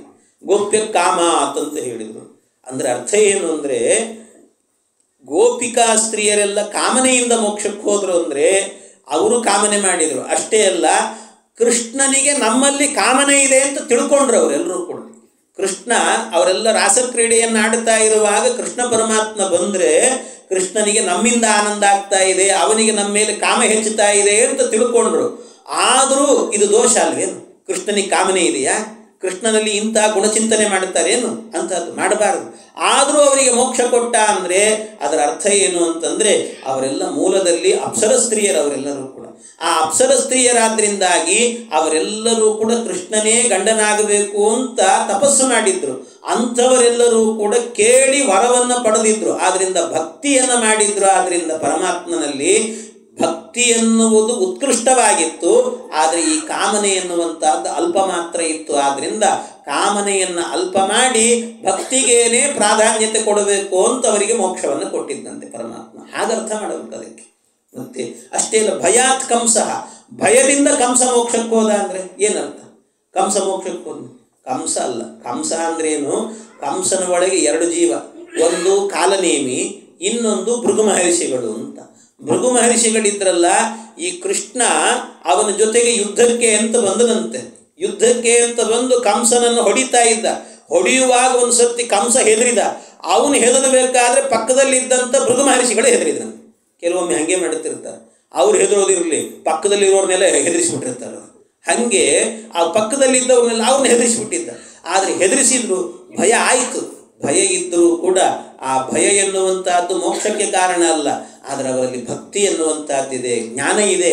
ಆದ್ದರಿಂದ ಅವರಿಗೆ ಮೋಕ್ಷ ಕೊಡಬೇಕು ಅಂತ ಭಯವನ್ನು ಕುಂಠಿತ ಮಾಡಿ ಆ ಜ್ಞಾನಕ್ಕೆ ಮತ್ತು ಭಕ್ತಿಗೆ ಮೋಕ್ಷವನ್ನು ಕೊಟ್ಟನಂತೆ ಪರಮಾತ್ಮ. ಇದು ಕಂಸಃ ಅಂತ ಹೇಳಿದರೆ ಕಂಸನ ಒಳಗಿದ್ದ ಭೃಗುಗಳು ಅಂತ ಅರ್ಥ. ದ್ವೇಷ ಚೈತ್ಯಾದಯೋ, ಅದಕ್ಕೆ ಇವನೇ ದೃಷ್ಟಾಂತ. ಶಿಶುಪಾಲನಲ್ಲಿ ದ್ವೇಷ ಇದ್ದರೂ ಕೂಡ ಅವನಲ್ಲಿ ಭಕ್ತಿ ಇತ್ತು, ಆದ್ದರಿಂದ ಅವನಿಗೆ ಮೋಕ್ಷ ಕೊಟ್ಟ ಅಂತ. ಹಾಗೆ ಸಂಬಂಧಾತ್ ವೃಷ್ಣಯ ಅಂತ ಇವರು ಸಂಬಂಧ ಹೇಳ್ಕೋತಿದ್ರಂತೆ, ಕೃಷ್ಣ ನಮ್ಮ ಸಂಬಂಧಿಕ. ಇದು ತಪ್ಪಿದು. ಯಾಕೆ ಅಂದರೆ ಕೃಷ್ಣ ಬರೀ ಅವ್ರಿಗೆ ಮಾತ್ರ ಸಂಬಂಧಿಕೆ, ನಮಗಿಲ್ಲ, ನಮಗೆ ಸಂಬಂಧ ಇಲ್ಲ. ಕೃಷ್ಣ ಅವನು ಜಗದ್ಬಂಧು, ಅವನು ಜಗತ್ತಿಗೆ ಸಂಬಂಧಪಟ್ಟವನು. ಕೃಷ್ಣ ಜಗತ್ತಿಗೆ ಸಂಬಂಧಪಟ್ಟಂತಹ ಕೃಷ್ಣನನ್ನ, ಜಗದ್ಬಂಧುವನ್ನ ನನಗೆ ಮಾತ್ರ ಬಂಧು ಅಂತ ಹೇಳಿದರೆ ಅದು ದೋಷ ಆಗ್ತದೆ. ಆದರೂ ಕೂಡ ಅವರಿಗೆ ಮೋಕ್ಷ ಕೊಟ್ಟ ಪರಮಾತ್ಮ. ಯಾಕೆ ಅಂತಂದರೆ ಅವರೆಲ್ಲರೂ ಕೂಡ ನನ್ನ ಸಂಬಂಧ, ನಮಗೆ ಸಂಬಂಧ ಅಂತ ಅಷ್ಟೇ ಚಿಂತನೆ ಮಾಡಿದರೂ ಕೂಡ ಒಳಗೆ ಭಕ್ತಿ ಅನ್ನುವಂಥದ್ದು ಹೆಚ್ಚಿತ್ತು. ಆದ್ದರಿಂದಾಗಿ ಅವರಿಗೂ ಕೂಡ ಮೋಕ್ಷವನ್ನು ಕೊಟ್ಟಿದ್ದಾನಂತೆ ಪರಮಾತ್ಮ. ಅದೇ ರೀತಿಯಲ್ಲಿ ಸ್ನೇಹಾತ್ ಯೂಯಂ ಅಂತ ಹೇಳುತ್ತಾರೆ. ಸ್ನೇಹಾತ್ ಯೂಯಂ, ಧರ್ಮರಾಜ ನೀನು ಭಗವಂತನಲ್ಲಿ, ಕೃಷ್ಣನಲ್ಲಿ ಸ್ನೇಹ ಮಾಡಿದ್ದಿ. ಸ್ನೇಹ ಮಾಡಿದ್ರಿಂದಾಗಿ ನಿನಗೆ ಮೋಕ್ಷ. ಏನರ್ಥ ಸ್ನೇಹದಿಂದ ಮೋಕ್ಷ ಅಂದರೆ? ಏನು ಅಂದರೆ ಒಂದು ಪ್ರಸಂಗ ಬರ್ತದೆ. ಏನದು ಅಂದರೆ ಯುದ್ಧ ಎಲ್ಲ ಮುಗಿದಿರ್ತದೆ. ಯುದ್ಧ ಎಲ್ಲ ಮುಗೀತು. 2 ಬಾರಿ ಈ ಥರ ಮಾಡ್ತಾನೆ. ಒಂದು ಯುದ್ಧ ಮುಗಿದಿತ್ತಂತೆ, ಎಲ್ಲ ಯುದ್ಧ, ಕೌರವರೆಲ್ಲ ಸತ್ತು ಹೋಗಿದ್ದರು. ಧರ್ಮರಾಜ ದೇಶ ಆಳ್ತಾ ಇದ್ದ. ಅವನು ದೇಶವನ್ನು ಆಳ್ತಾ ಇರುವ ಪ್ರಸಂಗದಲ್ಲಿ ಆಗೇನಾಯಿತು ಅಂದರೆ ಕೃಷ್ಣ ಒಮ್ಮೆ ಏನು ಮಾಡಿದ, ಇವ್ರ ಜೊತೆಗೇ ಇದ್ದ. ಒಮ್ಮೆ ಹೇಳಿದ್ದಂತೆ, ಭಾಳ ದಿವಸ ಆಯಿತು ನಮ್ಮ ದ್ವಾರಕೆಗೆ ಹೋಗಿಲ್ಲ, ಹೋಗಿ ಬರ್ತೀನಿ ಅಂತ ಹೇಳಿದ್ದಂತೆ. ದ್ವಾರಕೆಗೆ ಹೋಗಿ ಬರ್ತೀನಿ ಅಂತ ಕೃಷ್ಣ ಹೊರಟಾಗ ಆಗ ಈ ಧರ್ಮರಾಜ ಹೇಳಿದ್ದಂತೆ ಕೃಷ್ಣನಿಗೆ, ಕೃಷ್ಣ ದ್ವಾರಕೆ ತನಕ ಹೋಗ್ತೀನಿ ಅಂತಿದ್ದಿ, ಹುಷಾರು, ಒಬ್ಬನೇ ಹೋಗಬೇಡ, ನಿಲ್ಲು, ನನ್ನ ಚದುರಂಗ ಸೈನ್ಯವನ್ನು ಕಳಿಸಿಕೊಡ್ತೀನಿ ಅನ್ನಂತೆ. ಯಾಕೆ ಅಂತ ಕೇಳಿದ ಕೃಷ್ಣ. ಅದಕ್ಕೆ ಇವನು ಹೇಳಿದಂತೆ, ಏನಿಲ್ಲ ಕೃಷ್ಣ, ಈಗಾಗಲೇ ಎಲ್ಲ ಕಡೆಯಲ್ಲೂ ಕೂಡ ಪ್ರಚಾರ ಆಗಿಬಿಟ್ಟಿದೆ. 18 ದಿವಸದ ಯುದ್ಧ ನಡೀಲಿಕ್ಕೆ ಮೂಲ ಕಾರಣ ನೀನೇ, ಕೌರವರೆಲ್ಲರೂ ಕೂಡ ಸಾಯಲಿಕ್ಕೆ ನೀನೇ ಕಾರಣ ಅಂತ ಹೇಳ್ಬಿಟ್ಟು ಎಲ್ಲ ಕಡೆ ಪ್ರಚಾರ ಆಗಿಬಿಟ್ಟಿದೆ. ಅಕಸ್ಮಾತ್ ನಾವೆಲ್ಲರನ್ನೂ ಕೊಂದಿದ್ದೀವಿ, ಆದರೂ ಕೂಡ ಗೊತ್ತಿಲ್ಲದೆ ಎಲ್ಲಾದರೂ ಅಳದು ಉಳಿದವರು ಅಂತ ಇರ್ತಾರಲ್ಲ, ಯಾರಾದರೂ ಬದುಕಿದ್ರು ಅಂದರೆ ನೀನು ಸಿಕ್ಕರು ಸಾಕು, ನಿನ್ನನ್ನು ಕೊಲ್ಲಬೇಕು ಅಂತ ಕಾಯ್ತಾ ಇದ್ದರೆ ಏನು ಮಾಡೋದು? ಆಮೇಲೆ ನೀನು ಒಬ್ಬನೇ ಹೋಗ್ತಿರೋದು, ಅವನು ಇದ್ದಕ್ಕಿದ್ದಾಗೆ ಬಂದು ದಾಳಿ ಮಾಡೋದು, ನಿನಗೇನಾದರೂ ಅನರ್ಥ ಆದರೆ ಕಷ್ಟ ಕೃಷ್ಣ. ಹಾಗಾಗಿ ಒಬ್ಬನೇ ಹೋಗಬೇಡ, ನನ್ನ ಚದುರಂಗ ಸೈನ್ಯವನ್ನು ಕಳಿಸ್ಕೊಡ್ತೀನಿ, ಅವ್ರನ್ನ ಕರ್ಕೊಂಡು ಹೋಗು, ನಿನ್ನ ರಕ್ಷಣೆಗೆ ಇರ್ತಾರೆ ಅಂತ ಹೇಳಿದಂತೆ. ಕೃಷ್ಣ ಹೇಳ್ತಾನೆ, ಏನೋ ಮಾರಾಯ, ನೀನು ಚದುರಂಗ ಸೈನ್ಯ ಕಳಿಸ್ಕೊಡೋದಿರಲಿ, ಅವ್ರು ನನ್ನ ರಕ್ಷಣೆ ಮಾಡೋದಿರಲಿ, ನಾನೇ ಅವ್ರ ರಕ್ಷಣೆ ಮಾಡಬೇಕಾಗ್ತದೆ ಅಂತ ಕೃಷ್ಣ. ನಾನು ಅವ್ರನ್ನ ನೋಡ್ಕೊಳ್ಬೇಕಾಗ್ತದೆ, ಅವ್ರು ನನ್ನನ್ನು ನೋಡ್ಕೊಳ್ಳೋದಲ್ಲ ಅಂತಾನೆ ಕೃಷ್ಣ. ನಾನೇ ನೋಡಬೇಕಾಗ್ತದೆ. ಯಾಕೆ ಅಂತಂದರೆ ಕೃಷ್ಣ ಪರಮಾತ್ಮ ಹೇಳ್ತಾನೆ, ಇವರನ್ನು ಕರ್ಕೊಂಡು ಹೋದೆ ಅಂದರೆ ಇವ್ರನ್ನ ಅಲ್ಲಿ ತನಕ ಕರ್ಕೊಂಡು ಹೋಗುವಾಗಲೂ ನಂದೇ ಜವಾಬ್ದಾರಿ, ಮತ್ತು ವಾಪಸ್ ಅವಾಗಲೂ ನಂದೇ ಜವಾಬ್ದಾರಿ ಆಗ್ತದೆ. ಆಮೇಲೆ ಯಾಕೆ ಕಳಿಸ್ತಿದ್ದಿ ಅಂದರೆ ಭಗವಂತನ ಬಗ್ಗೆ ಸ್ನೇಹ, ಪ್ರೀತಿ ಇದೆ. ಆದರೆ ಆ ಪ್ರೀತಿಯಲ್ಲೂ ಕೂಡ ಅವನ ಸಾಮರ್ಥ್ಯದ ಬಗ್ಗೆ ಪೂರ್ಣವಾದ ಅರಿವಿಲ್ಲ. ಆದ್ದರಿಂದಾಗಿ ಇದು ಒಂದು ದೋಷವೇ. ಇದೇ ರೀತಿ ಜರಾಸಂಧನನ್ನು ಎದುರಿಸಬೇಕಾದ್ರೆ, ಆಗ ಅಶ್ವಮೇಧ ಯಾಗವನ್ನು ಮಾಡಬೇಕಾದ್ರೆ, ಕಪ್ಪ ಕಾಣಿಕೆ ತರಬೇಕು ಅಂತ ಹೋಗಬೇಕಾದ್ರೆ, ಆಗ ಇವನನ್ನು ಕರ್ಕೊಂಡು, ಭೀಮ ಮತ್ತು ಅರ್ಜುನನನ್ನು ಕರ್ಕೊಂಡು ಹೋಗ್ತೇನೆ ಅಂದಾಗ ಕೃಷ್ಣ ಬೇಡಪ್ಪ, ಅವನ ಕೈಯಲ್ಲಿ ಸಾಯೋದಕ್ಕಿಂತ ಸುಮ್ಮನಿದ್ದು ಬಿಡೋದೇ ಒಳ್ಳೆಯದು, ಯಾಕೆ ಯಜ್ಞವನ್ನೇ ಕ್ಯಾನ್ಸಲ್ ಮಾಡಿಬಿಡು ಅಂತ. ಇದು ಕೃಷ್ಣನ ಅಸಾಮರ್ಥ್ಯ ಅನ್ನೋದನ್ನು, ಅಂದರೆ ಅವನ ಸಾಮರ್ಥ್ಯದ ಬಗ್ಗೆ ತಿಳುವಳಿಕೆ ಅನ್ನೋದು ಇಲ್ಲದೆ ಇದೆಲ್ಲ ದೋಷ. ಆದರೂ ಕೂಡ ಅವನಿಗೂ ಮೋಕ್ಷವನ್ನು ಕೊಡ್ತಾನೆ. ಧರ್ಮರಾಜನಿಗೆ ನಿನಗೂ ಮೋಕ್ಷ ಕೊಡ್ತಾನೆ ಭಗವಂತ. ಯಾಕೆ ಅಂದರೆ ಈ ಸ್ನೇಹ ಇದೆ ಅಲ್ವಾ, ಈ ಸ್ನೇಹದಿಂದ ಅವನ ಸಾಮರ್ಥ್ಯದ ತಿಳುವಳಿಕೆ ಇಲ್ಲ, ಆದರೂ ಅದಕ್ಕಿಂತ ಹೆಚ್ಚು ನಿನ್ನಲ್ಲಿ ಒಂದು ಭಕ್ತಿ ಇದೆ, ಪರಮಾತ್ಮನನ್ನು ಅನನ್ಯವಾಗಿ ನಂಬಿದ್ದೀಯಾದ್ರಿಂದ ಅದನ್ನು ಕುಂಠಿತ ಮಾಡಿ ನಿನಗೆ ಭಕ್ತಿಯಿಂದ ಮೋಕ್ಷವನ್ನು ಕೊಡ್ತಾನೆ ಪರಮಾತ್ಮ ಅಂತ ಅರ್ಥ. ಹಾಗೆ ಭಕ್ತ್ಯಾ ವಯಂ ಅಂತ ನಾರದರು ಹೇಳಿದ ಮಾತು. ಭಕ್ತ್ಯಾ ವಯಂ, ನಾನು ಭಕ್ತಿ ಮಾಡಿದ್ದೇನೆ, ಆದ್ದರಿಂದ ನಮಗೆಲ್ಲರಿಗೂ ಕೂಡ ಮೋಕ್ಷವನ್ನು ಕೊಡ್ತಾನೆ ಪರಮಾತ್ಮ ಅಂತ. ಈ ರೀತಿಯಲ್ಲಿ ಹೀಗೆ ಭಗವಂತ ಅವರಲ್ಲಿ ದೋಷ ಇದ್ದ ಮಾತ್ರಕ್ಕೇನೆ ಅವರನ್ನು ಅಪಜಯವನ್ನು ತಂದು ಕೊಡೋದವರಿಗೆ, ಯಾರಲ್ಲಿ ಗುಣ ಇರ್ತದೋ ಅವರಿಗೆ ಜಯವನ್ನು ಹಂಗೆ ಮಾಡಲ್ಲ ಪರಮಾತ್ಮ.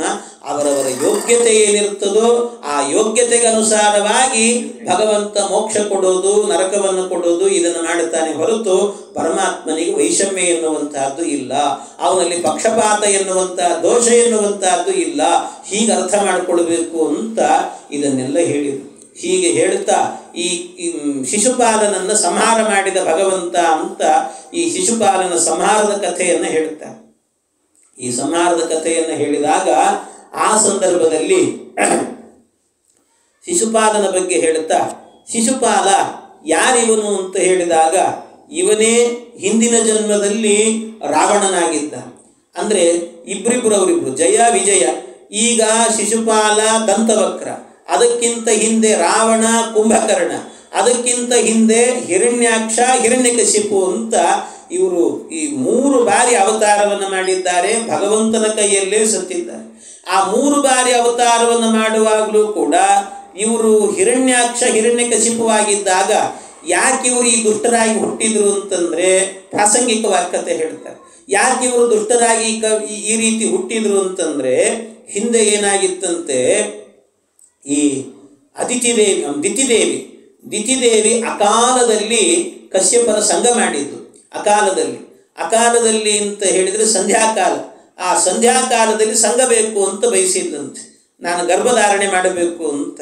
ಬೇಡ ಅಂದರು. ಯಾಕೆ ಅಂದರೆ ಆ ಕಾಲದಲ್ಲಿ ಗರ್ಭಧಾರಣೆ ಮಾಡಿದರೆ ಕ್ರೂರ ಗರ್ಭಶ್ಚ ಮೈಥುನೇ, ಕ್ರೂರವಾದ ಮಕ್ಕಳು ಹುಡ್ತಾರೆ ಅಂತ ಶಾಸ್ತ್ರ ಹೇಳುತ್ತದೆ.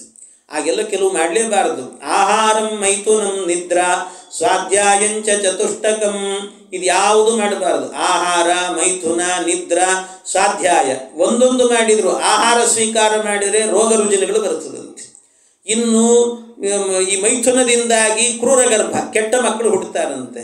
ಇನ್ನು ನಿದ್ರಾ, ಸಾಯಂಕಾಲದ ಹೊತ್ತಲ್ಲಿ ನಿದ್ದೆ ಮಾಡಿದರೆ ಲಕ್ಷ್ಮೀದೇವಿ ನಮ್ಮ ಮನೆಗೆ ಬರುವುದಿಲ್ಲಂತೆ. ಎಲ್ಲರ ಮನೆಗೆ ಆಗಲೇ ಬರ್ತಿರ್ತಾಳೆ. ಭಾಗ್ಯದ ಲಕ್ಷ್ಮೀ ಬಾರಮ್ಮ ಅಂತ ಲೈಟ್ ಹಾಕಿ ಎಲ್ಲ ದೀಪ ಹಚ್ಚಿ ಕರಿತಿರ್ತೀರಿ, ನೀವು ಬರ್ತಿರ್ತಾಳೆ. ನೀವೇನಾದರೂ ಊಟ ಚೆನ್ನಾಗಾಗಿದೆ ಅಂತ ಸಾಯಂಕಾಲ ಆದರೂ ನಿದ್ದೆ ಹೊಡೆದು ಬಿಟ್ರಿ ಅಂದರೆ ಬರಲ್ಲ ಅಂತಿಲ್ಲ, ನಮ್ಮ ಮನೆಗೆ ಬರ್ತಾಳೆ ಪಾಪ. ಬಂದೋಳು ನೋಡ್ತಾಳೆ, ಮಲಗಿದ್ರೆ ಪಾಪ ಮಲಗಿದ್ದಾರೆ ಡಿಸ್ಟರ್ಬ್ ಮಾಡೋದು ಬೇಡ ಅಂತ ಪಕ್ಕದ ಮನೆಗೆ ಹೋಗಿಬಿಡ್ತಾಳೆ ಅಷ್ಟೇ. ಆದ್ದರಿಂದ ಏನು ಅಂದರೆ ಅವಳು ಬರೋ ಹೊತ್ತಿಗೆ ಏನು ಮಾಡಬೇಕು ಅಂದರೆ ನಾವು ಎದ್ದು ಕೂತ್ಕೊಂಡು ಅವಳ ಪ್ರಾರ್ಥನೆ ಮಾಡಿ ಮನೆ ತುಂಬ ದೀಪ ಹಚ್ಚಿ ಕರಿತಿರಬೇಕಂತೆ ಅವಳನ್ನು. ಆದ್ದರಿಂದ ನಿದ್ರೆ ಮಾಡಬಾರದು ಸಾಯಂಕಾಲ. ಸ್ವಾಧ್ಯಾಯ, ಹೊಸದಾಗಿ ವೇದ ಪಾಠವನ್ನು ಕೇಳಬಾರದು. ಯಾಕೆ ಅಂದರೆ ಆಯುಷ್ಯ ಕ್ಷೀಣ ಆಗ್ತದಂತೆ. ಹೀಗೆಲ್ಲ ಇದೆ. ಆದರೆ ಇವಳು ಗರ್ಭವನ್ನು ಧಾರಣೆ ಮಾಡಿದ್ಲು. ಅದರಿಂದ 2 ಮಕ್ಕಳು ಹುಟ್ಟಿದ್ವಂತೆ. ಅವರೇ ಅದಕ್ಕೆ ಸರಿಯಾಗಿ ಏನಾಗಿತ್ತು ಅಂದರೆ ಅವಳು ಗರ್ಭಧಾರಣೆ ಮಾಡುವ ಕಾಲದಲ್ಲಿ ಮೇಲೆ ಸನಕಾದಿಗಳೆಲ್ಲರೂ ಕೂಡ ಆ ಭಗವಂತನ ದರ್ಶನಕ್ಕೆ ಅಂತ ಹೋದಾಗ ಜೈ ವಿಜಯರು ತಡೆದದ್ದಕ್ಕೆ ಏನಾಯಿತು ಅಂದರೆ ಅವರಿಗೆ ಶಾಪ ಕೊಟ್ಟರು. 3 ಜನ್ಮದಲ್ಲೂ ಕೂಡ ನೀವೇನಾಗಬೇಕು ಅಂದರೆ ಮನುಷ್ಯರ ಈ ದೈತ್ಯರಾಗಿ ಹುಟ್ಟಿ ಅಂತ ಶಾಪ ಹಾಕಿದರು. ದೈತ್ಯರಾಗಿ ಹುಟ್ಟಿ ಅಂತ ಶಾಪ ಹಾಕಿದ ಕೂಡಲೇ ಅವ್ರು ಹುಟ್ಟಿದ್ರು. ಆದರೆ ಭಗವಂತ ಹೇಳ್ತಾನೆ, ಪರಮಾತ್ಮ ಒಂದು ಸರಿ ಹೆದರಿದ್ರಂತೆ ಇವರೆಲ್ಲರೂ ಕೂಡ, ಯಾರು ಸನಕಾದಿಗಳು. ಇವ್ರಿಗೇನೋ ಶಾಪ ಕೊಟ್ಟುಬಿಟ್ವಿ, ಆದರೆ ಭಗವಂತನ ಭಕ್ತರು, ದ್ವಾರಪಾಲಕರು, ದೇವರಿಗೆ ಬೇಕಾದವರು, ನಾವು ಶಾಪ ಕೊಟ್ವಿ, ದೇವರು ನಮ್ಮನ್ನೇನು ಮಾಡ್ತಾನೋ ಅಂತ ಹೆದರಿದ್ರಂತೆ. ಹೆದರಿದ್ರೆ ದೇವರು ಬಂದು ಹೇಳ್ತಾನೆ, ಪರಮಾತ್ಮ ನೀವು ಆಡಿದ ಮಾತು ಸತ್ಯ ಮಾಡ್ತೀನಿ ಅನ್ನಂತೆ.